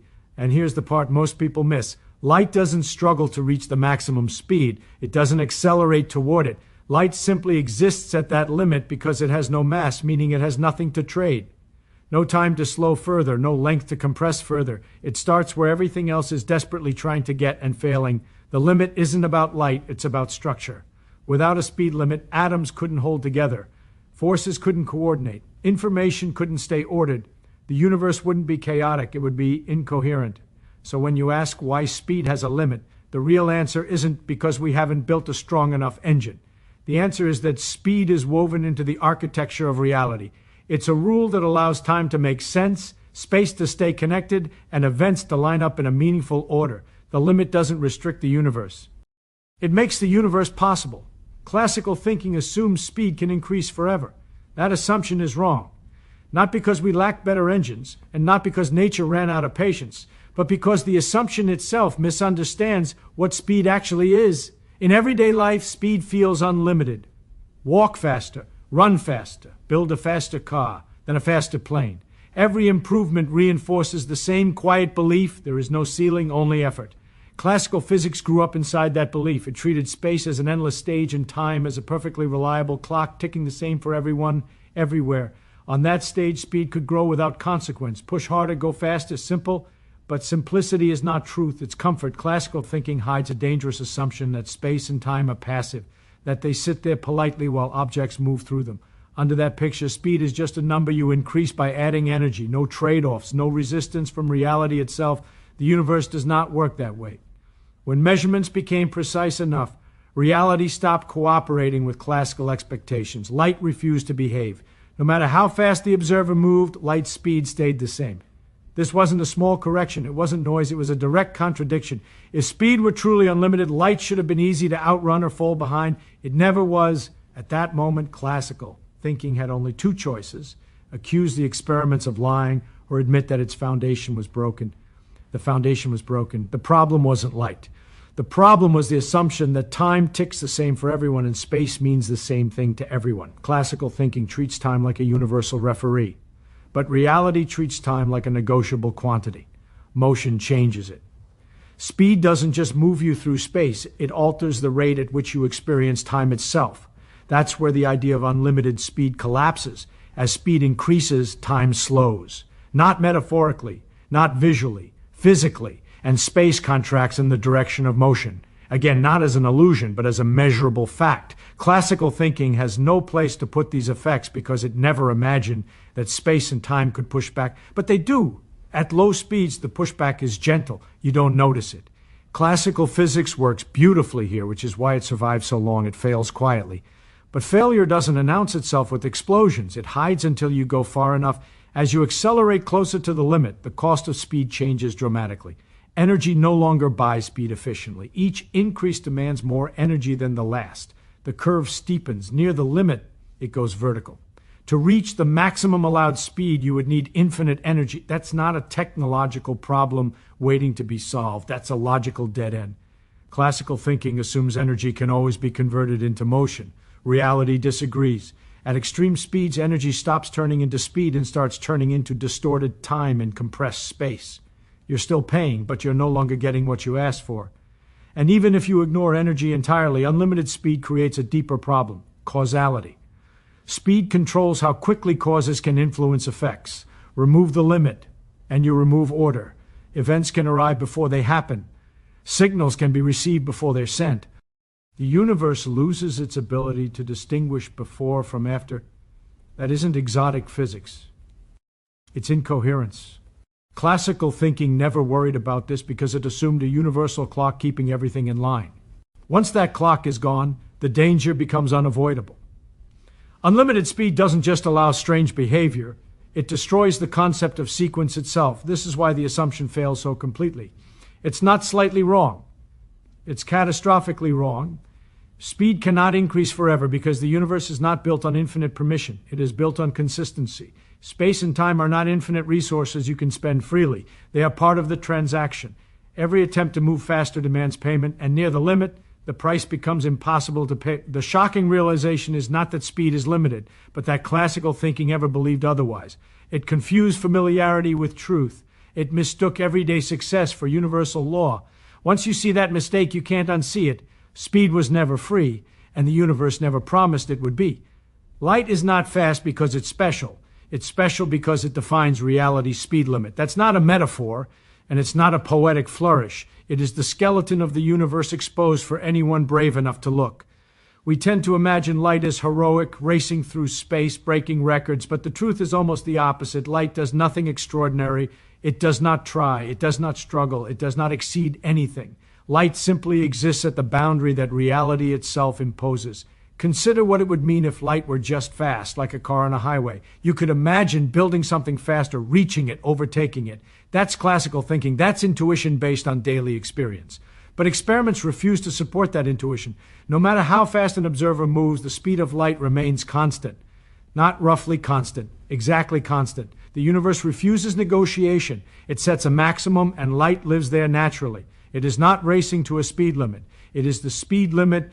This means the limit is not about light at all. It is about structure. Light defines how space and time interact. It is the ruler against which motion is measured. It is the standard of causality. The maximum speed is a law baked into reality, and light simply obeys it because it has nothing left to trade. Massless particles cannot slow down. They cannot accelerate. They cannot bend time to gain extra speed. Light exists at the edge because physics forbids it to do otherwise. It is both the benchmark and the proof that the universe has boundaries. When we think of speed, we tend to focus on our experiences, cars, rockets, planes, all massive objects. They can accelerate, but as they approach the cosmic limit, the universe begins to fight back. Time slows, distances shrink, energy demands skyrocket. Each incremental gain in speed costs more than the last, approaching infinity as the speed approaches the ultimate boundary. Light is exempt from this penalty not because it is miraculous, but because the rules of physics set the limit precisely where it sits. It cannot go faster, cannot go slower, cannot deviate. It is a consequence of reality, not a miracle within it. Understanding this requires abandoning intuition. We are used to thinking in absolutes. Time is fixed, space is fixed, speed is relative only to position. But light forces a paradigm shift. It tells us that time dilates and lengths contract precisely so that its speed remains the same for every observer. The limit is hardwired into the structure of space-time. Light is merely the messenger, delivering this truth consistently across the cosmos. It is not the hero of the story, it is the storyteller. Now, think about causality. Faster than light travel is not a minor violation. It unravels the order of events. Messages could arrive before they were sent. Effects could precede causes. History could be rewritten in real time. The universe would collapse into incoherence. Light avoids this catastrophe by existing at the maximum allowed speed. It is the universe's accountant, ensuring that information flows consistently, that cause precedes effect, that reality remains coherent. Its speed is not special by accident. It is special because the universe requires it to maintain order. Consider energy. Massive objects demand energy to accelerate. As their speed rises, so does the energy cost, eventually approaching infinity near the limit. Light does not have mass. It does not consume energy to maintain its speed because it does not experience resistance from space-time in the same way. Its constancy is baked in. It is neither slowed by its surroundings nor enhanced by them. It is absolute because the rules are absolute. This also means that the speed limit is not a technological problem. No engine, no matter how advanced, could surpass it. We cannot cheat the laws of space-time. We cannot invent a way to outrun the order of reality itself. Light is simply showing us the ceiling, not inviting us to compete with it. It demonstrates the limit by living at it, unchallenged, unaffected, untouchable. And there is a subtle but powerful consequence here. The universe would not function without this limit. Without a maximum speed, causality breaks. Without causality, chemistry and atomic structure cannot persist. Without atomic structure, matter itself cannot exist reliably. Without stable matter, life cannot form and memory cannot function. The limit enforced by light is not restrictive, it is enabling. Light is special not because it is fast, but because it ensures that speed itself has a boundary. And without that boundary, reality collapses. Every photon we observe is a constant reminder the universe is not a playground where anything can be accelerated to infinity. The universe is a precise mathematical structure where speed, energy, space, and time are intertwined. Light is special not for being fast, but for being a constant, a law, a rule we cannot break. It defines the limit, and in doing so, it preserves everything we take for granted. Light's speed is not a privilege, it is a necessity. So when we watch light streak across the cosmos, we must stop thinking about it as a race. It is not competing. It is demonstrating the ultimate constraint of reality, a constraint that underpins causality, energy, and even our own existence. Light defines the speed limit because the speed limit is the framework of reality itself. Without it, nothing holds together, and light shows us why speed is never just a number. It is the thread from which reality is woven. Experiments force the speed limit. Philosophy did not invent it. That's a sentence that most people will read and shrug at, because we have been trained to believe that the laws of the universe are abstract ideas, floating in the realm of thought, waiting to be discovered by clever minds. But that is a lie. The speed limit is not a product of imagination. It is a product of reality pushing back, of nature refusing to bend to human intuition. It exists because measurements demand it, not because anyone dreamed it up. Think about how we used to imagine the world. Before precise experiments, the universe was thought to be infinite, obedient, and predictable. Galileo and Newton gave us a comforting picture: push harder, move faster, and the numbers obey. That picture is seductive because it works in everyday life. Throw a ball, it arcs. Ride a horse, it gallops. Speed seems unconstrained because we never reach the extremes. Classical thinking lets us pretend the universe is a simple stage where our toys can move as we wish. But experiments do not lie. Nature does not negotiate with belief. At the dawn of modern physics, scientists measured the speed of light and found something astonishing. No matter how fast they moved, light always traveled at the same speed. It didn't depend on the source, it didn't depend on the observer. This wasn't a philosophical idea about what should happen. It was a measurement, repeated, verified, undeniable. The universe refused to allow anything to move faster. The speed limit existed before we could understand it, before we had words for it. Reality dictated the rule, and theory had to catch up. That is why philosophy cannot claim credit for the limit. Philosophical speculation can inspire, but it cannot enforce. It can suggest ideas of infinity, absolutes, or cosmic fairness, but it cannot make photons behave. It cannot compress space or dilate time. It cannot demand that as you approach the speed limit, energy requirements rise to infinity. Only experiments can show that. Only nature can decide. And the implications are staggering. Once you recognize that experiments, not thought experiments, force the limit, you realize that speed is not a variable we can manipulate at will. It is a constraint woven into the fabric of space-time. Every acceleration, every motion, every particle must obey this invisible boundary. Physics does not allow us to cheat. Speed does not scale like a machine. It scales like the universe itself. The laws are not suggestions. They are the rules enforced by reality itself. Consider the consequences if experiments had been slightly different. If light could have been overtaken, if massive objects could reach the same speed, our world would be unrecognizable. Cause and effect would unravel. Time would lose meaning. Information could arrive before it was sent. Classical intuition would fail not just in extreme cases, but at a fundamental level. The speed limit is not a convenient number. It is the line between coherent existence and chaos. And experiments force that line into place. The universe does not wait for elegant theories. It does not pause to let philosophers debate. It produces measurements, and we either respect them or fail to understand reality. The discovery that the speed of light is constant forced a revolution in thinking. Time and space had to be redefined. Motion had to be reinterpreted. Energy had to be accounted for in new ways. These were not matters of conjecture. They were imposed by the stubborn refusal of nature to cooperate with outdated assumptions. Experiments forced every rethink. Philosophy could only follow. Even today, people romanticize science as a product of human genius.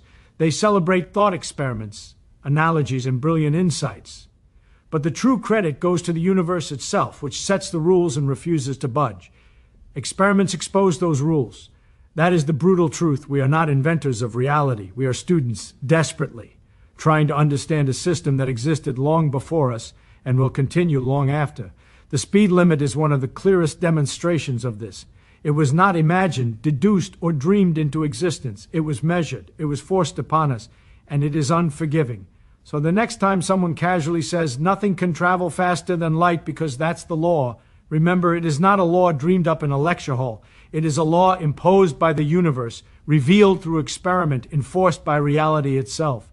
Speed limits in our everyday life, traffic signs, speedometers, are trivial compared to this. The cosmic speed limit governs existence. It shapes causality, structures space-time, dictates energy requirements, and preserves the order of everything. Experiments forced it into our understanding. Philosophy could only marvel at the result, and that is what makes it so fascinating. The universe does not compromise, it does not negotiate, and it certainly does not yield to imagination. The speed limit exists because reality is precise and unforgiving. Nature writes the rules, and only through careful measurement do we get to read them. Thought alone could never have led us here. Experiments forced the speed limit into existence, and in doing so, they revealed a universe more disciplined, more structured, and more mind-bending than any philosophy could have dared to predict. Time is not universal. Motion changes time itself. That statement alone is enough to make anyone pause, because every day of our lives, we act as if time is absolute. We schedule meetings, set alarms, and plan trips under the assumption that a second for you is the same as a second for me. It feels obvious, it feels safe, it feels normal. But the universe doesn't care about what feels normal.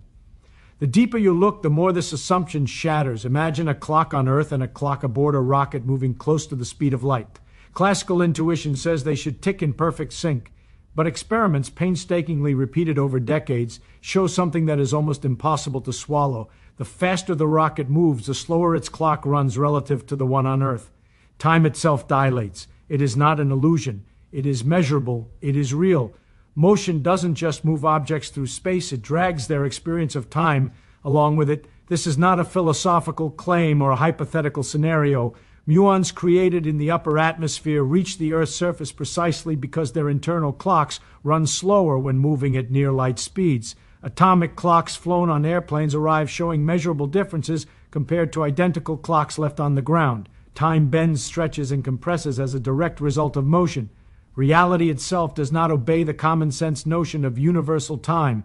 Motion changes time not as an abstract idea, but as a fundamental property of the universe. Think about the consequences. If time were universal, then causality would be simple and absolute. A happens, then B happens, and everyone agrees on the order. But when motion changes time, simultaneity is no longer universal. Two events that appear simultaneous to one observer may occur in a different order for another observer moving at a different speed. There is no universal clock ticking for the cosmos. There are only local clocks, each affected by motion. The universe becomes a network of interwoven timelines, each experiencing its own rate of flow, all constrained by the speed of light. This is why the idea of a universal absolute time fails catastrophically at high speeds. Classical mechanics work perfectly for everyday experiences because the differences were imperceptible. The clock in your car and the clock on the wall tick almost identically. The discrepancy is too small to notice. But as motion approaches the cosmic limit, the effects become undeniable. Time is flexible, not rigid. It is a property of motion, not a background stage upon which motion unfolds. To think otherwise is to live in a comforting fiction. Energy, mass, and motion are all entangled with this reality. As an object accelerates, its energy increases. But to accelerate closer to the speed limit, you pay the price in time dilation. The faster you try to go, the slower your internal clock runs relative to stationary observers. Your experience of time diverges from the rest of the universe. Time itself is a currency, and motion spends it. This is not metaphor. It is mathematics and experiment combined. The deeper truth is unsettling. If time is not universal, then everything we take for granted about simultaneity, causality, and sequence is conditional. Cause and effect are not absolute. They depend on your frame of reference. A message sent at high speed may be received before it was sent from the perspective of a different observer. Motion reshapes the order of events. The universe is not a simple universal metronome. It is a dynamic relative system where time is molded by motion and constrained by the speed limit of reality. And yet, this bending of time is not chaotic. It follows precise, predictable laws. Special relativity tells us exactly how time dilates for a given speed. Nature enforces these rules with unflinching consistency. Time is not universal, but it is not arbitrary. It is structured, measurable, and unavoidable.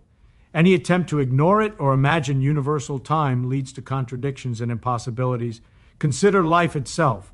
Without time dilation, certain particles would decay before reaching Earth, certain chemical reactions would fail, and even the possibility of life as we know it would be affected. The universe's flexibility in time is not an accident, it is necessary. Motion-changing time preserves consistency and causality across all frames of reference. Light obeys this rule naturally. Massive objects experience it as a growing cost for speed. Time is not universal. That is the shocking truth. Every tick of a clock is local. Every motion reshapes the flow. We navigate life thinking 1 second is 1 second everywhere, but the cosmos says otherwise. Motion molds reality itself. To see it clearly is to feel the fragile structure of the universe and to understand that speed, time, and causality are inseparably bound. When you finally grasp that time is not universal, you realize that our perception of reality is limited. We experience a world where the difference is negligible, but the universe at high speeds, near the limit, exposes the full, relentless structure. Time is a property of motion, and motion is the currency of the cosmos. To push faster is to pay in time. To exceed the limit is impossible because the universe enforces its own rules through the very fabric of space and time. And that is why the statement is more than just physics, it is a confrontation with reality. Time is not a universal constant. Motion changes time itself. This is not theory, this is fact. The universe is precise, unforgiving, and utterly unlike what our intuition predicts, and understanding it is not optional. It is the first step in truly comprehending how reality works. Length is not fixed. Motion compresses space. That statement alone can make your head spin because everything we experience every day screams the opposite. A ruler in your hand appears the same length, whether it's in motion or sitting still. Roads stretch ahead, walls don't shrink, chairs stay the same size. Our senses insist that length is absolute. But intuition is not evidence, and reality does not care about what feels comfortable. At high speeds near the ultimate cosmic limit, space itself refuses to obey our assumptions.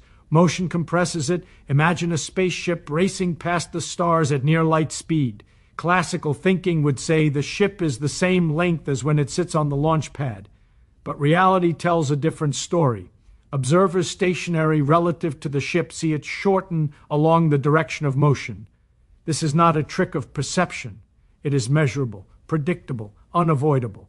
Space itself is malleable. Motion reshapes it. Every meter in the direction of movement is compressed. Every distance contracts. The universe is not rigid. It is flexible, dynamic, and structured by motion. This is not just theoretical. It is confirmed in particle accelerators around the world. High-speed particles hurtling close to the speed of light behave as if their length along the motion axis is contracted. Their interactions, collisions, and lifetimes all align perfectly with this prediction.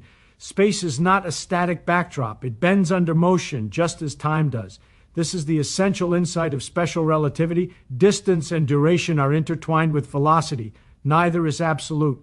Both are dependent on the observer's frame of reference. Now consider the implications. If space could not compress, the universe would break under high-speed motion.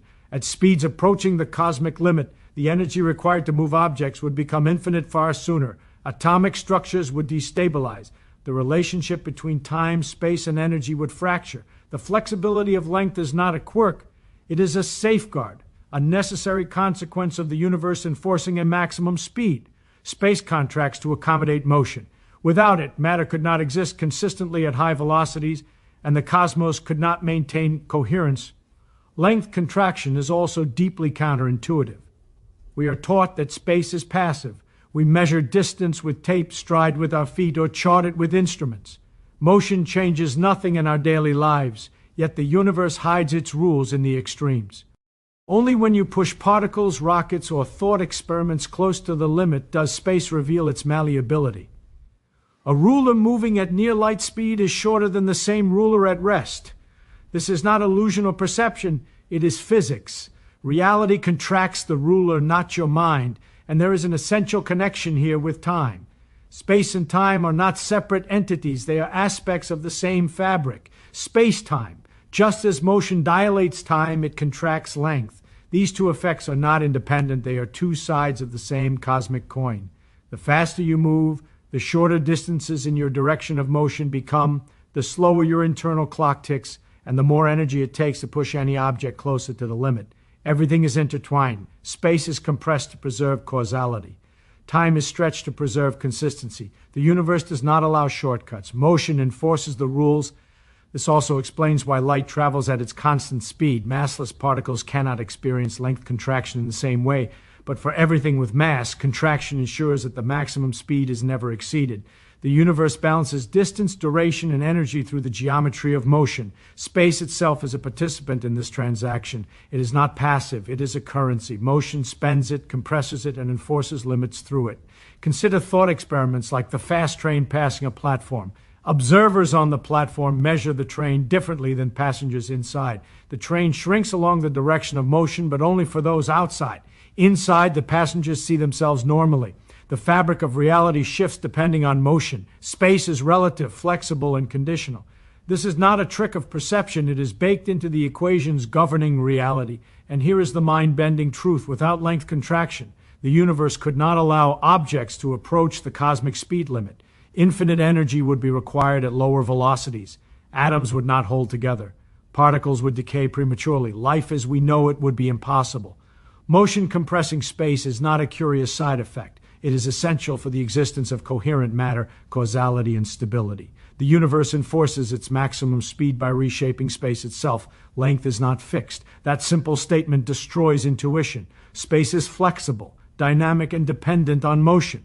Reality is not a static container where objects move. Reality is a living network of space-time, bending, stretching, and compressing to enforce its rules. Every motion, every acceleration, every approach to the limit triggers this cosmic negotiation.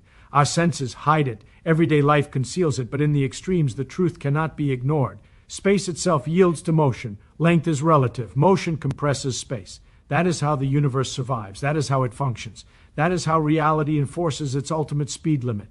Energy does not increase linearly with speed. It blows up near the limit. That statement is almost shocking because every day we are trained to think the faster we go, the more energy we need, and that's it. Twice the speed, twice the energy. Add a little more, get a little more. It feels linear, safe, predictable. That is the trap of intuition. Reality does not obey linearity when you approach the cosmic speed limit. The closer you get, the more violently energy escalates, until it becomes effectively infinite. Consider a car speeding down a highway. Add fuel, it goes faster. Up to a point, classical physics works. Speed is proportional to energy. But the universe has a different set of rules when you start approaching the ultimate speed, the speed of light. Suddenly, the relationship between energy and velocity is no longer tame. Every tiny increase in speed demands exponentially more energy.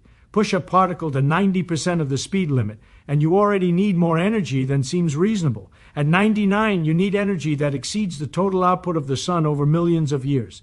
At 99.99999, the numbers are absurd. Infinity stares you in the face. This is not an accident, and it is not a mathematical quirk. It is a direct consequence of the universe enforcing the speed limit. Energy is not just a number. It is the measure of how much the fabric of reality must be contorted to accommodate motion. Time stretches, space compresses, and energy skyrockets. The cosmos is saying you cannot go faster. I will make it impossible. Linear intuition fails because the universe will not allow you to ignore its fundamental limits. This effect is most visible in particle physics, where scientists accelerate particles close to the speed of light. At first, they behave as expected, but as velocity increases, energy does not increase linearly. The particles resist. The faster they go, the more stubbornly they require massive inputs of energy to make even a tiny gain in speed. It is as if the universe has an invisible barrier. The closer you approach, the harder it pushes back. No matter how powerful your accelerator, no matter how sophisticated your technology, you cannot break through. Energy blows up before you reach the limit. The reason is deeply entwined with mass and motion. As an object moves faster, its effective inertia grows. It becomes harder to accelerate. Mass and energy are not independent quantities. They are linked through motion and the geometry of space-time. Energy increases linearly only at low speeds because the distortions of space-time are negligible. Near the limit, space-time itself warps enough to make energy requirements explode. The universe enforces its rules through the very way motion and energy interact. This is where intuition fails spectacularly. We assume we can always add energy to go faster. Rockets, jets, bullets, planets, all of them suggest energy scales nicely with speed. But the cosmic scale refuses that pattern. The energy cost is nonlinear, catastrophic, infinite as we near the speed limit. It is a wall disguised as physics. You cannot scale your way through it. You can calculate endlessly, invest more, push harder, and the numbers refuse to obey. The universe does not negotiate. Energy blows up, velocity refuses to budge. Consider the thought experiment of a near light-speed rocket. As it accelerates, every additional push of energy yields less speed than the last. You are pouring fuel, effort, and energy into the ship, but the ship barely inches forward. Eventually, no amount of energy will make a difference. The rocket cannot reach the speed of light because to do so, you would need infinite energy. Infinite energy is not a resource. It is impossible. The universe enforces its cosmic limit through the unrelenting mathematics of energy, motion, and mass. This also has profound philosophical implications. Classical physics encourages the belief that effort can always overcome limits. You push harder, you succeed. The universe rewards work with motion. Relativity tells a different story. There are ultimate boundaries that cannot be crossed. The closer you approach the speed of light, the more reality itself conspires against you. Energy does not increase linearly. It escalates to the impossible. The rules of the cosmos are not suggestions, they are hard limits. Even light itself obeys the same principle. Massless particles avoid the infinite energy problem precisely because they have no mass to accelerate. They exist naturally at the speed limit. Everything else, everything with mass, is constrained. The blow-up of energy near the limit is what protects causality, maintains stability, and preserves the order of the universe. Without it, faster-than-light motion would shatter time, collapse space, and destroy cause and effect relationships. Energy exploding near the limit is not a bug. It is the mechanism through which the universe preserves itself. So when you say, "I'll just go faster if I add energy," the universe laughs silently. Motion is not free. It is expensive. Near the ultimate speed, the price is infinite. You cannot buy your way past the cosmic wall. Energy does not increase linearly. It blows up near the limit. And in that blow-up lies the reason why speed itself has a ceiling, why causality holds, why reality functions at all. This is the brutal truth of motion. The universe enforces its limits not through warnings, but through mathematics. Energy skyrockets, motion resists, and the speed limit remains unbroken. The cosmos is unforgiving, precise, and beautiful. Energy does not increase linearly with speed, it explodes. And in that explosion, the universe whispers its rules. You can measure them, calculate them, marvel at them, but you cannot override them. Reality always wins. Infinite energy is not physically available. That alone kills infinite speed. It sounds simple, but it is far more devastating to intuition than most people realize. We tend to imagine the universe as a place where, given enough effort, any barrier can be overcome. Too slow, add more energy. Too heavy, push harder. Infinite speed? Surely if we throw enough fuel at the problem, we can get there. Reality, however, does not negotiate with imagination. It has hard limits. Infinite energy does not exist. Therefore, infinite speed cannot exist. Case closed. Think about acceleration. The faster you go, the more energy it takes to increase your speed further. At ordinary speeds, the relationship looks linear. Double the energy, roughly double the speed. It feels safe, predictable, intuitive. This is why classical mechanics seduces us. It works perfectly in our everyday lives. But as we approach the ultimate cosmic limit, the speed of light, the rules shift dramatically. Each incremental gain in speed demands more energy than the last. And then, near the limit, the required energy skyrockets toward infinity, no matter how sophisticated your engines, no matter how advanced your technology, the universe simply refuses to supply what you would need. The implication is simple and merciless. The ceiling on speed is dictated not by imagination, not by technology, not by philosophy. It is dictated by the resources of reality itself. Energy is the currency of motion, and the universe refuses to mint infinite currency. You cannot pay the cost to exceed the cosmic speed limit. The law is enforced not by a lawmaker, but by the unyielding structure of space-time and energy. Infinite speed is not just improbable, it is impossible. This connects directly to mass. Massive objects cannot reach the speed of light because accelerating them requires energy proportional to how close they are to that limit. As speed approaches the boundary, effective mass increases. Push a particle to 90% of the speed limit, and it demands vastly more energy for a small increase. Push it to 99%, and the numbers become absurd. To reach the limit, infinite energy is required. Infinite energy does not exist. The universe stops you. This is not theoretical hand-waving. It is measured and confirmed in particle accelerators. Every experiment agrees the limit is enforced. Even massless particles like photons obey the broader principle. They travel at the speed limit naturally, without requiring energy to accelerate. They occupy the cosmic boundary because the structure of reality has no room for anything to exceed them.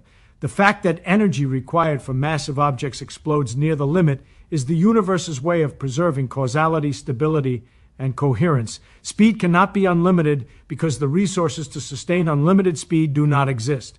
That alone kills any hope of infinite velocity. The philosophical lesson is staggering. Classical thinking assumes effort can always overcome limitation. Modern physics reveals that reality sets constraints that are absolute. Infinite energy is a concept, not a possibility. It is a mathematical infinity, not a physical resource. Because it does not exist, infinite speed is not a question of engineering or ingenuity. It is forbidden by the very fabric of existence. The universe has boundaries, and they are not optional. They are mandatory. Consider thought experiments. A rocket accelerating indefinitely, a particle pushed toward light speed. The mathematics screams one thing: as the limit is approached, energy requirements explode. Try to continue accelerating, and you encounter a wall not of friction, not of air resistance, not of mechanics, but of fundamental physics. You cannot give the system what it demands. Infinite speed fails because reality will not provide infinite energy. That is all that is required to enforce the limit. No magical technology, no future discovery, no clever trick can circumvent it. The insight here is deceptively simple. People often marvel at relativity and the cosmic speed limit and think of it as abstract or philosophical. But the enforcement mechanism is brutally concrete. Energy, time, mass, and motion are all interlinked. Attempting infinite speed is like asking a car to exceed the structural strength of its metal frame by sheer willpower. Reality does not negotiate. Infinite energy is not available, and that is sufficient to make infinite speed physically impossible. The ceiling exists because physics ensures it, not because we have yet to figure out how to surpass it. So when you contemplate speed, think carefully. It is not merely how fast you move. It is an interplay between energy, mass, space-time, and the ultimate limit of physical resources. Infinite energy does not exist. Infinite speed cannot exist. This is not speculation. It is enforced by the structure of reality itself. The universe has a maximum velocity. Nature has a boundary, and infinite speed is forbidden. Understanding this is not optional. It is essential to grasp how the cosmos functions. Infinite energy is not physically available, and that alone kills infinite speed. No imagination, no technology, no clever workaround can change this. Reality enforces its own rules. The universe is precise, unforgiving, and beautiful. It will not be bent by desire or conjecture. The speed limit is real because infinite energy is impossible. That is the final, brutal, undeniable truth. The speed limit is not about technology, it's about causality. That simple statement overturns a lifetime of intuition. Most people think the ultimate speed is a challenge we could overcome if we just built faster engines, stronger rockets, or more powerful particles. That's classical thinking. But the universe does not care about technology. Its limits are not suggestions for human ingenuity to surpass. They are rules that preserve the very order of events. The speed limit exists so that cause remains before effect. Without it, reality itself unravels. Consider what would happen if speed were unlimited.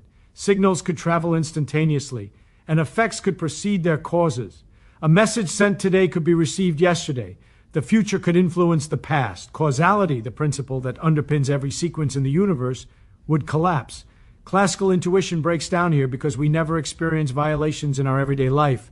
But at high speeds, nature enforces strict boundaries. The speed limit exists to maintain the order of time.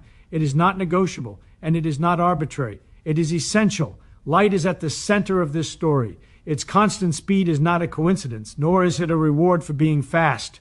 Light is the universe's messenger, moving at precisely the speed that keeps causality intact. Massless particles like photons occupy the cosmic limit, showing the boundary without breaking it. Massive objects cannot reach this speed because accelerating them beyond the limit would invert cause and effect. The universe prevents paradoxes by enforcing the speed limit through the very structure of space-time. Technology has no say. You cannot engineer your way past the rules of reality. This principle affects everything we take for granted. Time, length, mass, energy, they all conspire to enforce causality. As you accelerate closer to the speed limit, time dilates. Your clock slows relative to a stationary observer. Distances contract in the direction of motion. Energy skyrockets. These effects are not obstacles to technology, they are nature's way of preserving order. Every attempt to push faster is resisted by the fabric of space-time itself. The universe does not negotiate, it enforces. Causality is non-negotiable. Think about high-energy particles. As they approach light speed, even small increments in velocity demand enormous energy. Time stretches, length shrink, and mass effectively grows. Every factor conspires to prevent violations of causality. The speed limit is baked into the equations that govern energy and motion. It is not a technological problem waiting to be solved. It is the universe saying clearly and repeatedly, you cannot exceed this boundary or reality breaks. Even the notion of instantaneous travel reveals why the speed limit is about causality, not speed. Imagine sending a signal faster than light. Observers moving relative to you could perceive the signal arriving before it was sent. Cause would no longer precede effect. History could be rewritten in real time. The universe cannot allow this. The speed limit is not a matter of engineering. It is the foundation that keeps reality coherent. Any technology that might attempt to surpass it would confront logical impossibility, not material insufficiency. The implications are staggering. We are used to thinking of motion and energy as continuous and unlimited, but the speed limit is discrete in a sense. It is a hard boundary that cannot be crossed without violating the logical structure of the universe. Time and space adjust to ensure the boundary is respected. Energy requirements blow up. Mass resists acceleration. Length contracts. Time dilates. Every part of reality conspires to preserve the causal chain. Technology can push boundaries, but it cannot override the structure of existence. In this light, the speed limit is almost philosophical in its importance. It is not a constraint to lament. It is the condition for order. Without it, the universe could not function. Chemistry would fail, atomic structure would collapse, information could not propagate reliably. Causality is not an abstract idea. It is the rule that allows everything else to exist. The speed limit enforces it, and that enforcement is encoded in the way space-time and energy interact. So when people marvel at light-speed travel or wonder if future technology could beat the limit, the critical insight is this. The speed limit is not about hardware. It is about the continuity of cause and effect. It is about preserving the chronological sequence that makes physics, chemistry, biology, and life itself coherent. Infinite speed would break reality. The limit exists to protect the logical framework of the universe. Technology cannot touch it. It enforces causality, plain and simple. The speed limit is not about technology. It is about causality. That is why it is absolute, unavoidable, and fundamental. All the energy, ingenuity, and ambition in the universe cannot circumvent it. The universe is not negotiable. Motion, mass, time, space, and energy conspire to protect order. The speed limit is reality's guarantee that cause precedes effect. It is the firewall that separates possible worlds from impossible ones. Understanding this is not optional. It is the key to grasping the structure of the cosmos itself. Faster than light breaks cause and effect. Reality refuses that bargain. That simple statement is more than counterintuitive. It is outright shocking. We live in a world where cause always precedes effect. You flip a switch, the light turns on. You press a key, the letter appears. These are the building blocks of experience, the foundation of reality itself. But as soon as we consider exceeding the speed of light, that foundation crumbles. Events that should follow now proceed.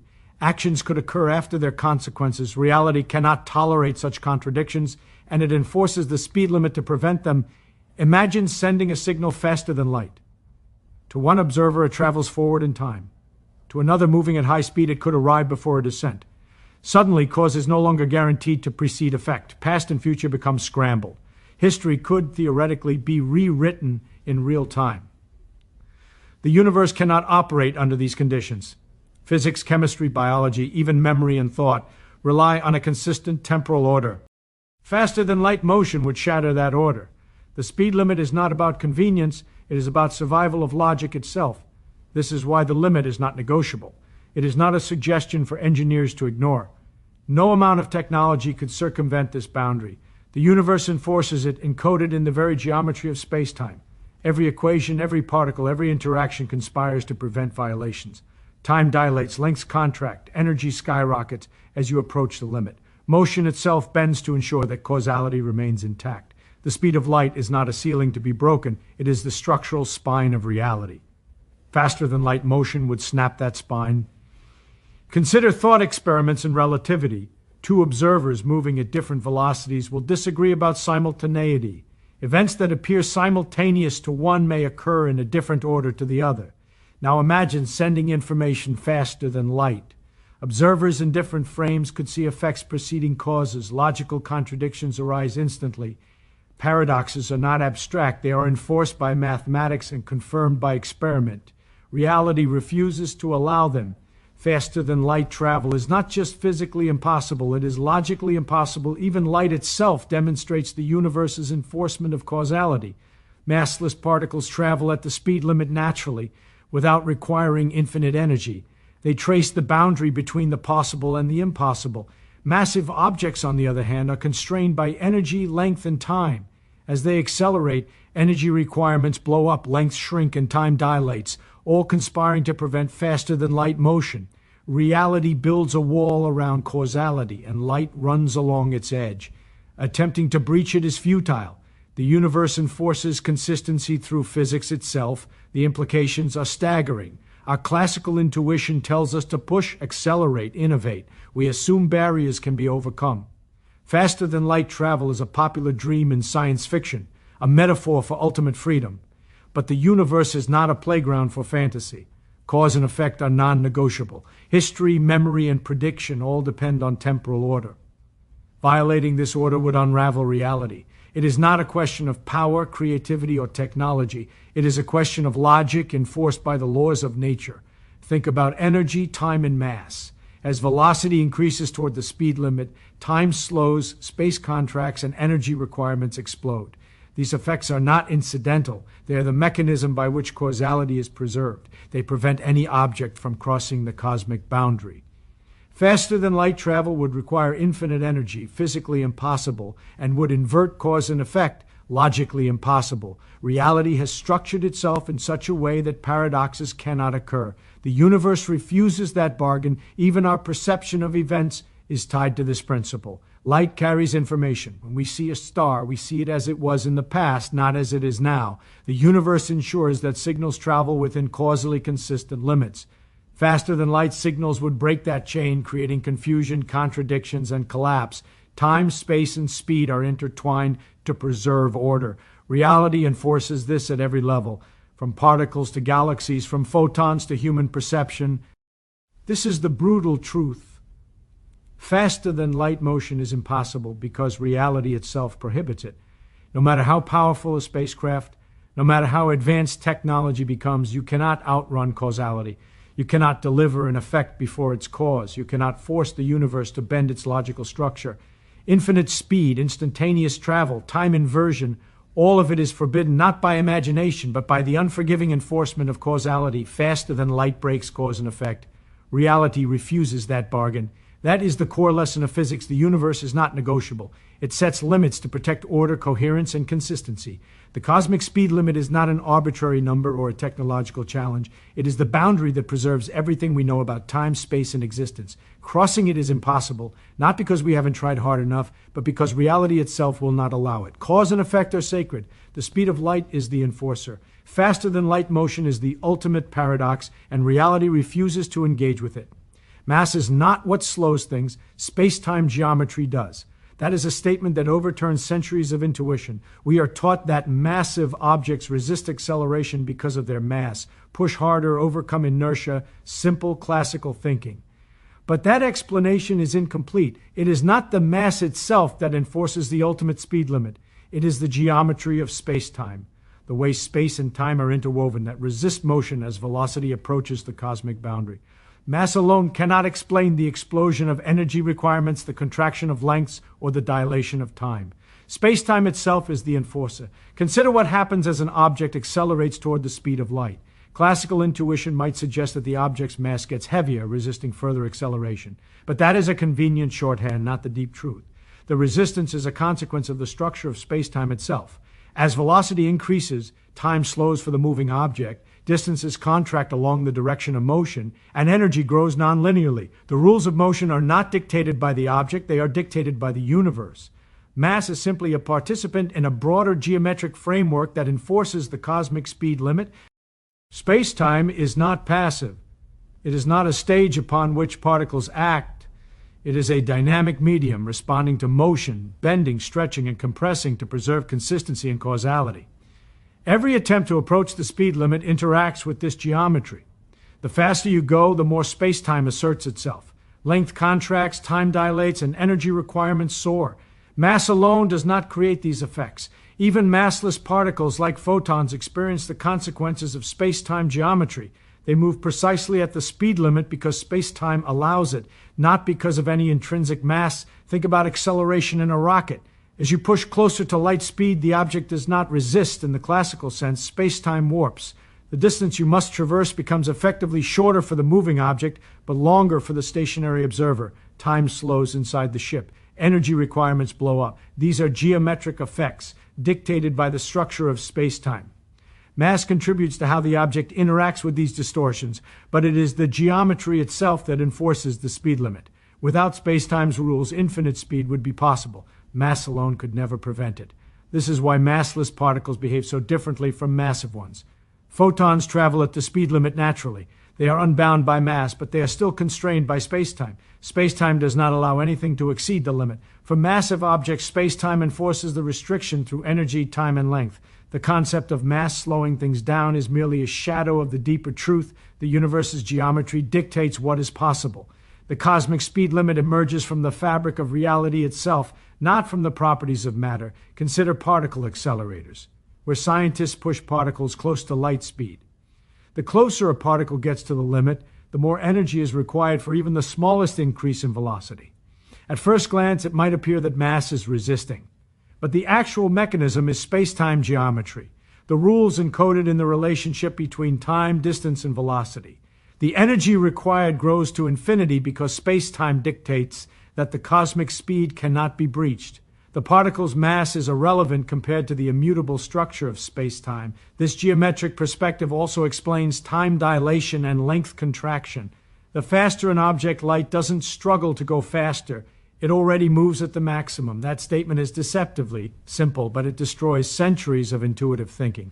We tend to imagine that speed is something objects must push for, something to struggle towards, something that requires effort to attain.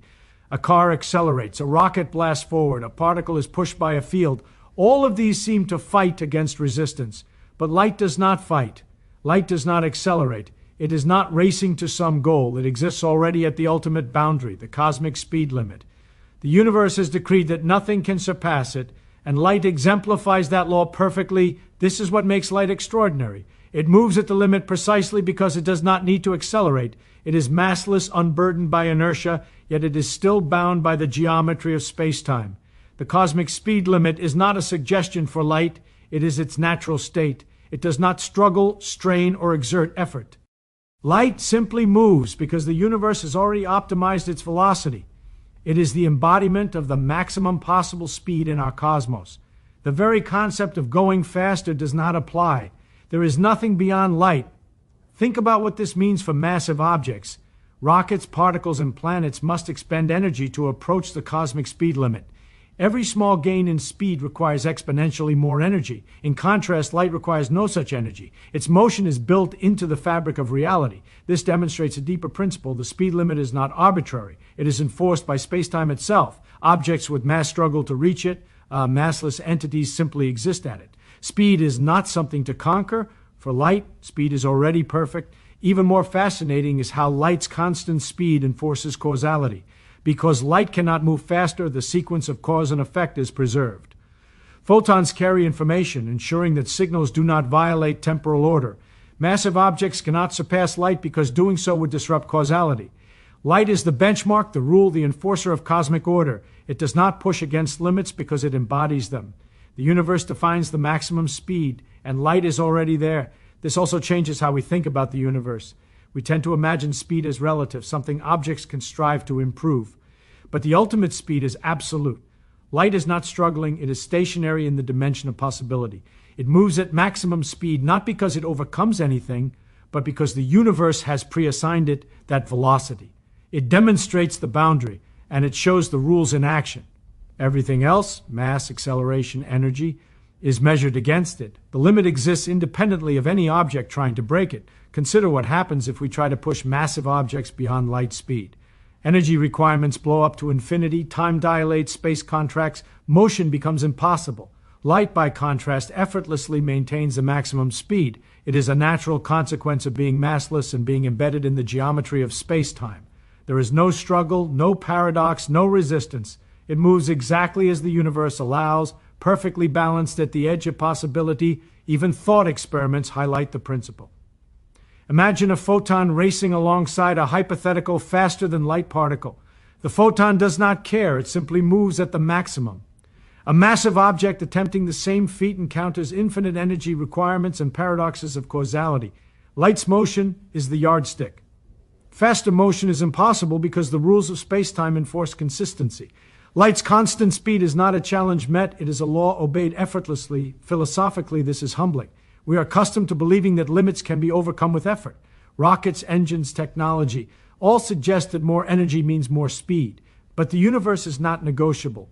Light moves at the maximum because that is the only speed consistent with the structure of space-time. It does not push, it does not fight, it does not accelerate. Its velocity is intrinsic, baked into the geometry of the cosmos. Nothing can exceed it, nothing can challenge it. So when we marvel at light speed travel, we are not witnessing a struggle, we are witnessing perfection. Light does not strain to move faster because it is already at the maximum. It is the ultimate reference for motion, the cosmic standard, and the enforcer of causality. All massive objects, all efforts at acceleration, all dreams of exceeding the speed of light confront the same immutable barrier. Light is the proof that the universe's speed limit is absolute, unyielding, and complete. Light doesn't struggle to go faster, it already moves at the maximum. That simple statement contains one of the most profound truths about the cosmos. It is not just a statement about photons.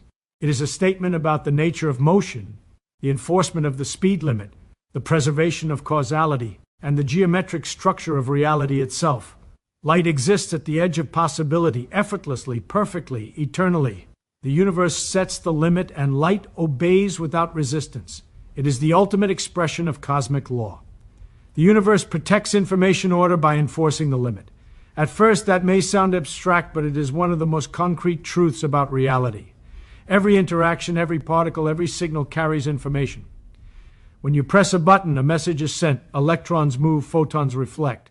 That chain of events is a flow of information. If information were allowed to propagate faster than the cosmic speed limit, the sequence of events could scramble, effects could appear before causes, messages could arrive before they were sent. Chaos would replace order.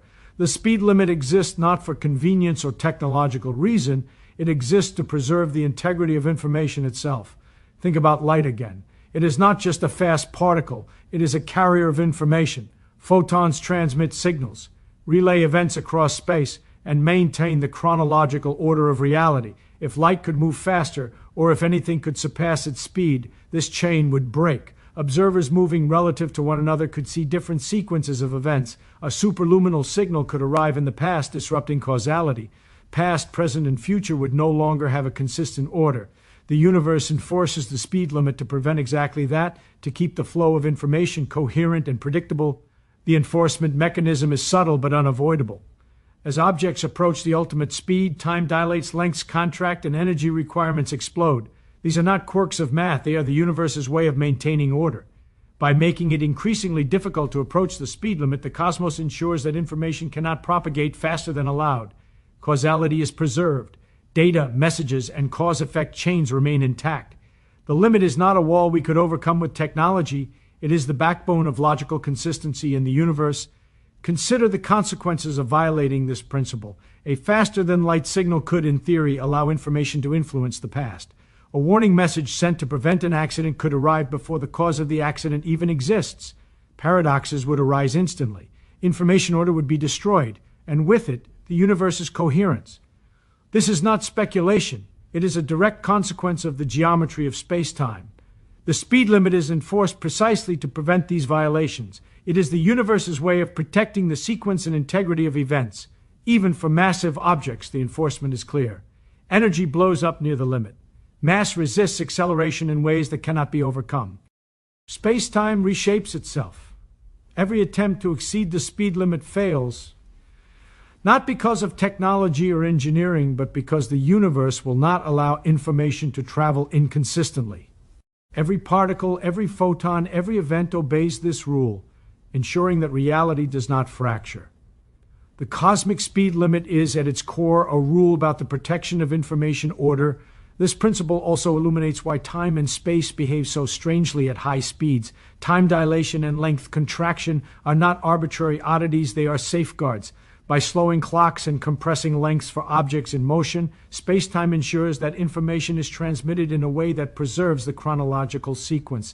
Without these adjustments, signals could arrive out of order and information would become unreliable. The speed limit is embedded in the fabric of space-time precisely to enforce this protection. Even light, moving at the maximum speed, demonstrates this principle perfectly. Photons transmit information across vast distances without violating causality. Their motion is a template for what is possible and what is forbidden. Everything else, every massive object, every particle, is constrained to move slower so that the flow of information remains consistent. The speed limit is not arbitrary. It is a law that protects the universe from the chaos of scrambled events. From a philosophical perspective, this is humbling. We tend to think of motion, speed, and energy as negotiable quantities. With enough effort, we assume we can accelerate, surpass limits, or cheat the rules. But the universe is precise. Information cannot be corrupted. Events cannot be scrambled. The speed limit exists to preserve the sequence of reality itself. The cosmos enforces this rigorously, mathematically, and universally. Infinite speed is impossible not because it is inconvenient, but because it would destroy the structure of existence. So every time we measure light speed travel or consider near light speed particles, remember this. The universe is not merely regulating speed. It is protecting the order of information. Every photon, every particle, every interaction obeys the rules so that the sequence of cause and effect remains intact. Energy, space-time, mass, and velocity all conspire to enforce the limit. The cosmos is like a meticulous accountant, ensuring that no message, no signal, no event ever violates the ledger of reality. The universe protects information order by enforcing the limit. That simple, elegant truth underlies the structure of everything we know. It explains why light is constant, why causality is preserved, why faster-than-light travel is impossible. It is the reason energy blows up near the limit, why space-time warps, why length contracts and time dilates. Reality is not negotiable. Information order is sacred, and the speed limit is its guardian. The limit is not arbitrary, it's mathematically unavoidable. That statement shatters intuition because we tend to imagine that the universe could be otherwise, that the cosmic speed limit is a convention, a suggestion, or a technological hurdle to overcome. It is not. It is the inevitable consequence of the geometry of space-time, of the interplay between energy, mass, and velocity. Every equation that governs the cosmos, from relativity to particle physics, leads to the same conclusion. There is a maximum speed, and it cannot be broken. There is no wiggle room, no loophole, no clever trick that will bypass the mathematics of reality. Think of it this way. The speed limit emerges from the fundamental structure of space and time. When you accelerate an object, its energy increases. At low speeds, that energy scales almost linearly. But as you approach the cosmic speed, the energy required grows faster and faster, diverging toward infinity. It is not a limit imposed by our technology or imagination. It is embedded in the equations themselves. Physics does not care about our desires. The universe does not negotiate. Mathematics demands it. Consider a thought experiment. You attempt to push a particle faster than light. You increase energy, you build engines, you apply forces. The particle accelerates, but each incremental gain in speed costs exponentially more energy. Eventually, the numbers explode. Infinite energy would be required to reach the limit. Infinite energy does not exist. Therefore, the particle cannot exceed the limit. This is not opinion. It is mathematical necessity. The equations do not allow for escape. The limit is unavoidable. Even massless particles, such as photons, obey the same principle in a complementary way. They travel at the maximum speed naturally. They do not struggle to reach it because the geometry of space-time has already assigned them that velocity. Everything else, everything with mass, is constrained from surpassing that speed because the underlying mathematics of motion, energy, and space-time will not allow it. It is not arbitrary. It is a rule written into the fabric of reality. This also explains why faster-than-light motion would break causality. The limit is mathematically tied to the structure of time and space. If you could exceed it, events could occur out of order, signals could arrive before they are sent, and the universe would collapse into logical contradiction. The enforcement of the speed limit is baked into the equations that govern space-time.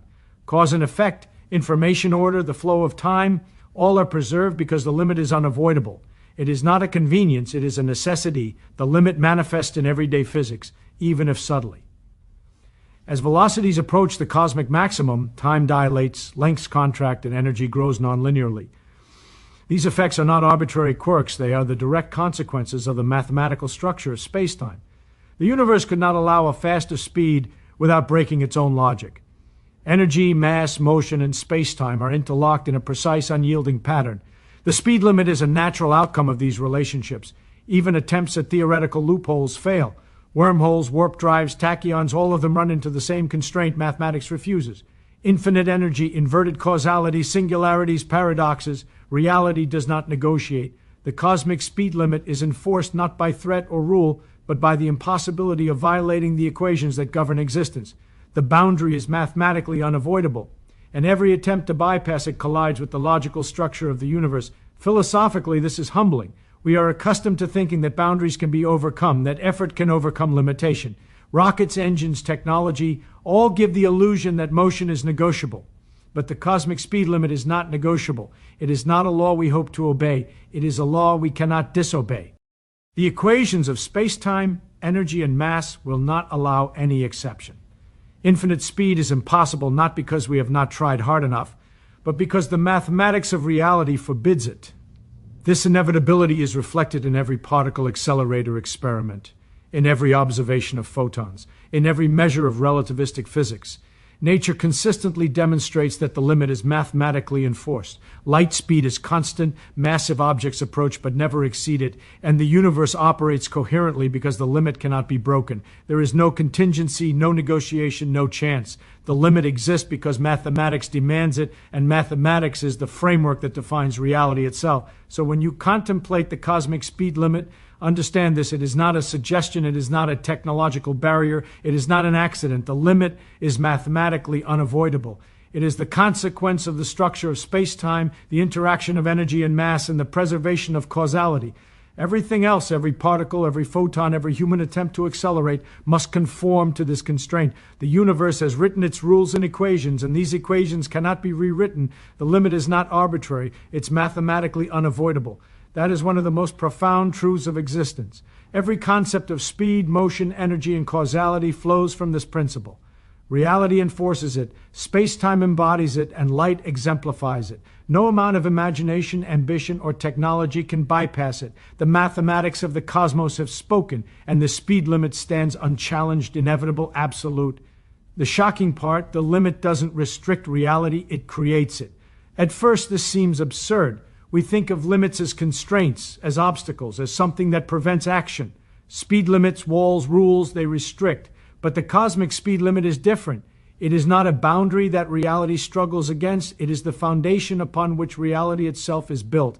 Without the limit, causality, time, space, and information order would collapse. The universe would be unrecognizable, incoherent, chaotic. The speed limit does not constrain, it structures. It is the scaffolding of existence. Consider causality. Cause must always precede effect. Events must have a predictable sequence. Information must flow reliably. The speed limit enforces this, yes, but in doing so, it also defines what is possible. It shapes the rules of physics, dictates the relationship between energy, mass, and motion, and ensures that time and space behave consistently. Without the limit, signals could propagate instantaneously or backward in time, paradoxes would proliferate, and reality would be scrambled. In other words, the limit does not just prevent things, it defines the very structure of reality, the order in which things happen, the universe in which events can exist at all. Light exemplifies this beautifully. It moves at the cosmic maximum effortlessly. It does not struggle, it does not fight, it does not accelerate. Its constant speed defines the tempo of reality. Everything else, every massive object, every particle, every signal is measured against it. The limit is baked into space-time, dictating how clocks tick, how rulers measure, how energy interacts with matter. The speed limit is not arbitrary, it is the backbone that shapes existence. Without it, reality would lack coherence. There would be no reliable order, no stable universe, no physics as we know it. Even the behavior of massive objects illustrates the principle. As velocity increases toward the speed limit, energy requirements skyrocket, time slows, and space contracts. At first glance, this seems like a restriction, but in reality, these effects are nature's way of preserving coherence, of ensuring that the universe remains consistent. They are not constraints imposed by accident. They are structural consequences of the limit. The cosmic speed ceiling is what allows events to unfold logically, allowing matter and energy to interact without collapsing the chain of cause and effect. In that sense, the limit creates reality by defining what is possible and what is forbidden. The mathematics of relativity makes this even clearer. Energy, momentum, mass, and space-time are interlocked in precise relationships. The limit is a natural result of these equations, not an arbitrary choice. It is unavoidable. It is a rule that cannot be broken. And yet, rather than merely restricting motion, it ensures the universe functions consistently. It preserves information order, enforces causality, and defines the rhythm of time. By imposing a maximum speed, reality gains structure. The limit does not diminish possibilities, it makes reality coherent. Consider what would happen without the limit. Faster than light motion, instantaneous communication, effects preceding causes, chaos. The universe would become meaningless. Signals would conflict, histories would contradict, logic would unravel. The cosmic speed limit prevents that. It is not a cage, it is the architecture that allows existence itself. Reality is possible because of the limit, not despite it.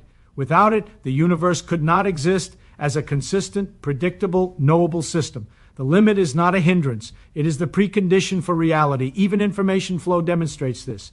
Photons moving at light speed carry signals reliably. Massive particles approach but never exceed that speed. Energy, time, and space adjust in response to motion to preserve order. The universe is not merely preventing chaos, it is creating the conditions in which cause and effect, energy, motion, and measurement are meaningful. Every particle, every photon, every event exists in a framework defined by the limit. Without it, the sequence of events would be meaningless, and reality as we experience it could not exist. Philosophically, this is stunning. Limits are often seen as constraints, as obstacles to overcome. But the ultimate cosmic limit is different. It does not constrain, it enables. It is not the enemy of reality, but its architect. It defines the possible, preserves the logical, and structures the universe itself. Every speed, every motion, every interaction is shaped by the limit. By enforcing a maximum velocity, the universe maintains coherence, preserves causality, and allows reality to exist in an ordered, comprehensible form. So when we marvel at the speed of light, at near light travel, or at the cosmic speed limit itself, remember this: the limit is not a punishment or a boundary imposed upon reality. It is the foundation upon which reality rests. Without it, nothing would make sense. Cause and effect would collapse, information would scramble, space-time would unravel. The limit is the rule that allows the universe to function at all. It does not restrict reality, it creates it. The shocking part, the limit doesn't restrict reality, it creates it. That single truth reframes everything we know about motion, energy, causality, and existence. It is the principle that underlies light's speed, the resistance of mass, the dilation of time, the contraction of space, and the flow of information. Reality is possible because the limit exists. The universe obeys it, shapes itself around it, and ensures that existence is coherent. The cosmic speed limit is not a ceiling, it is the very architecture of reality itself.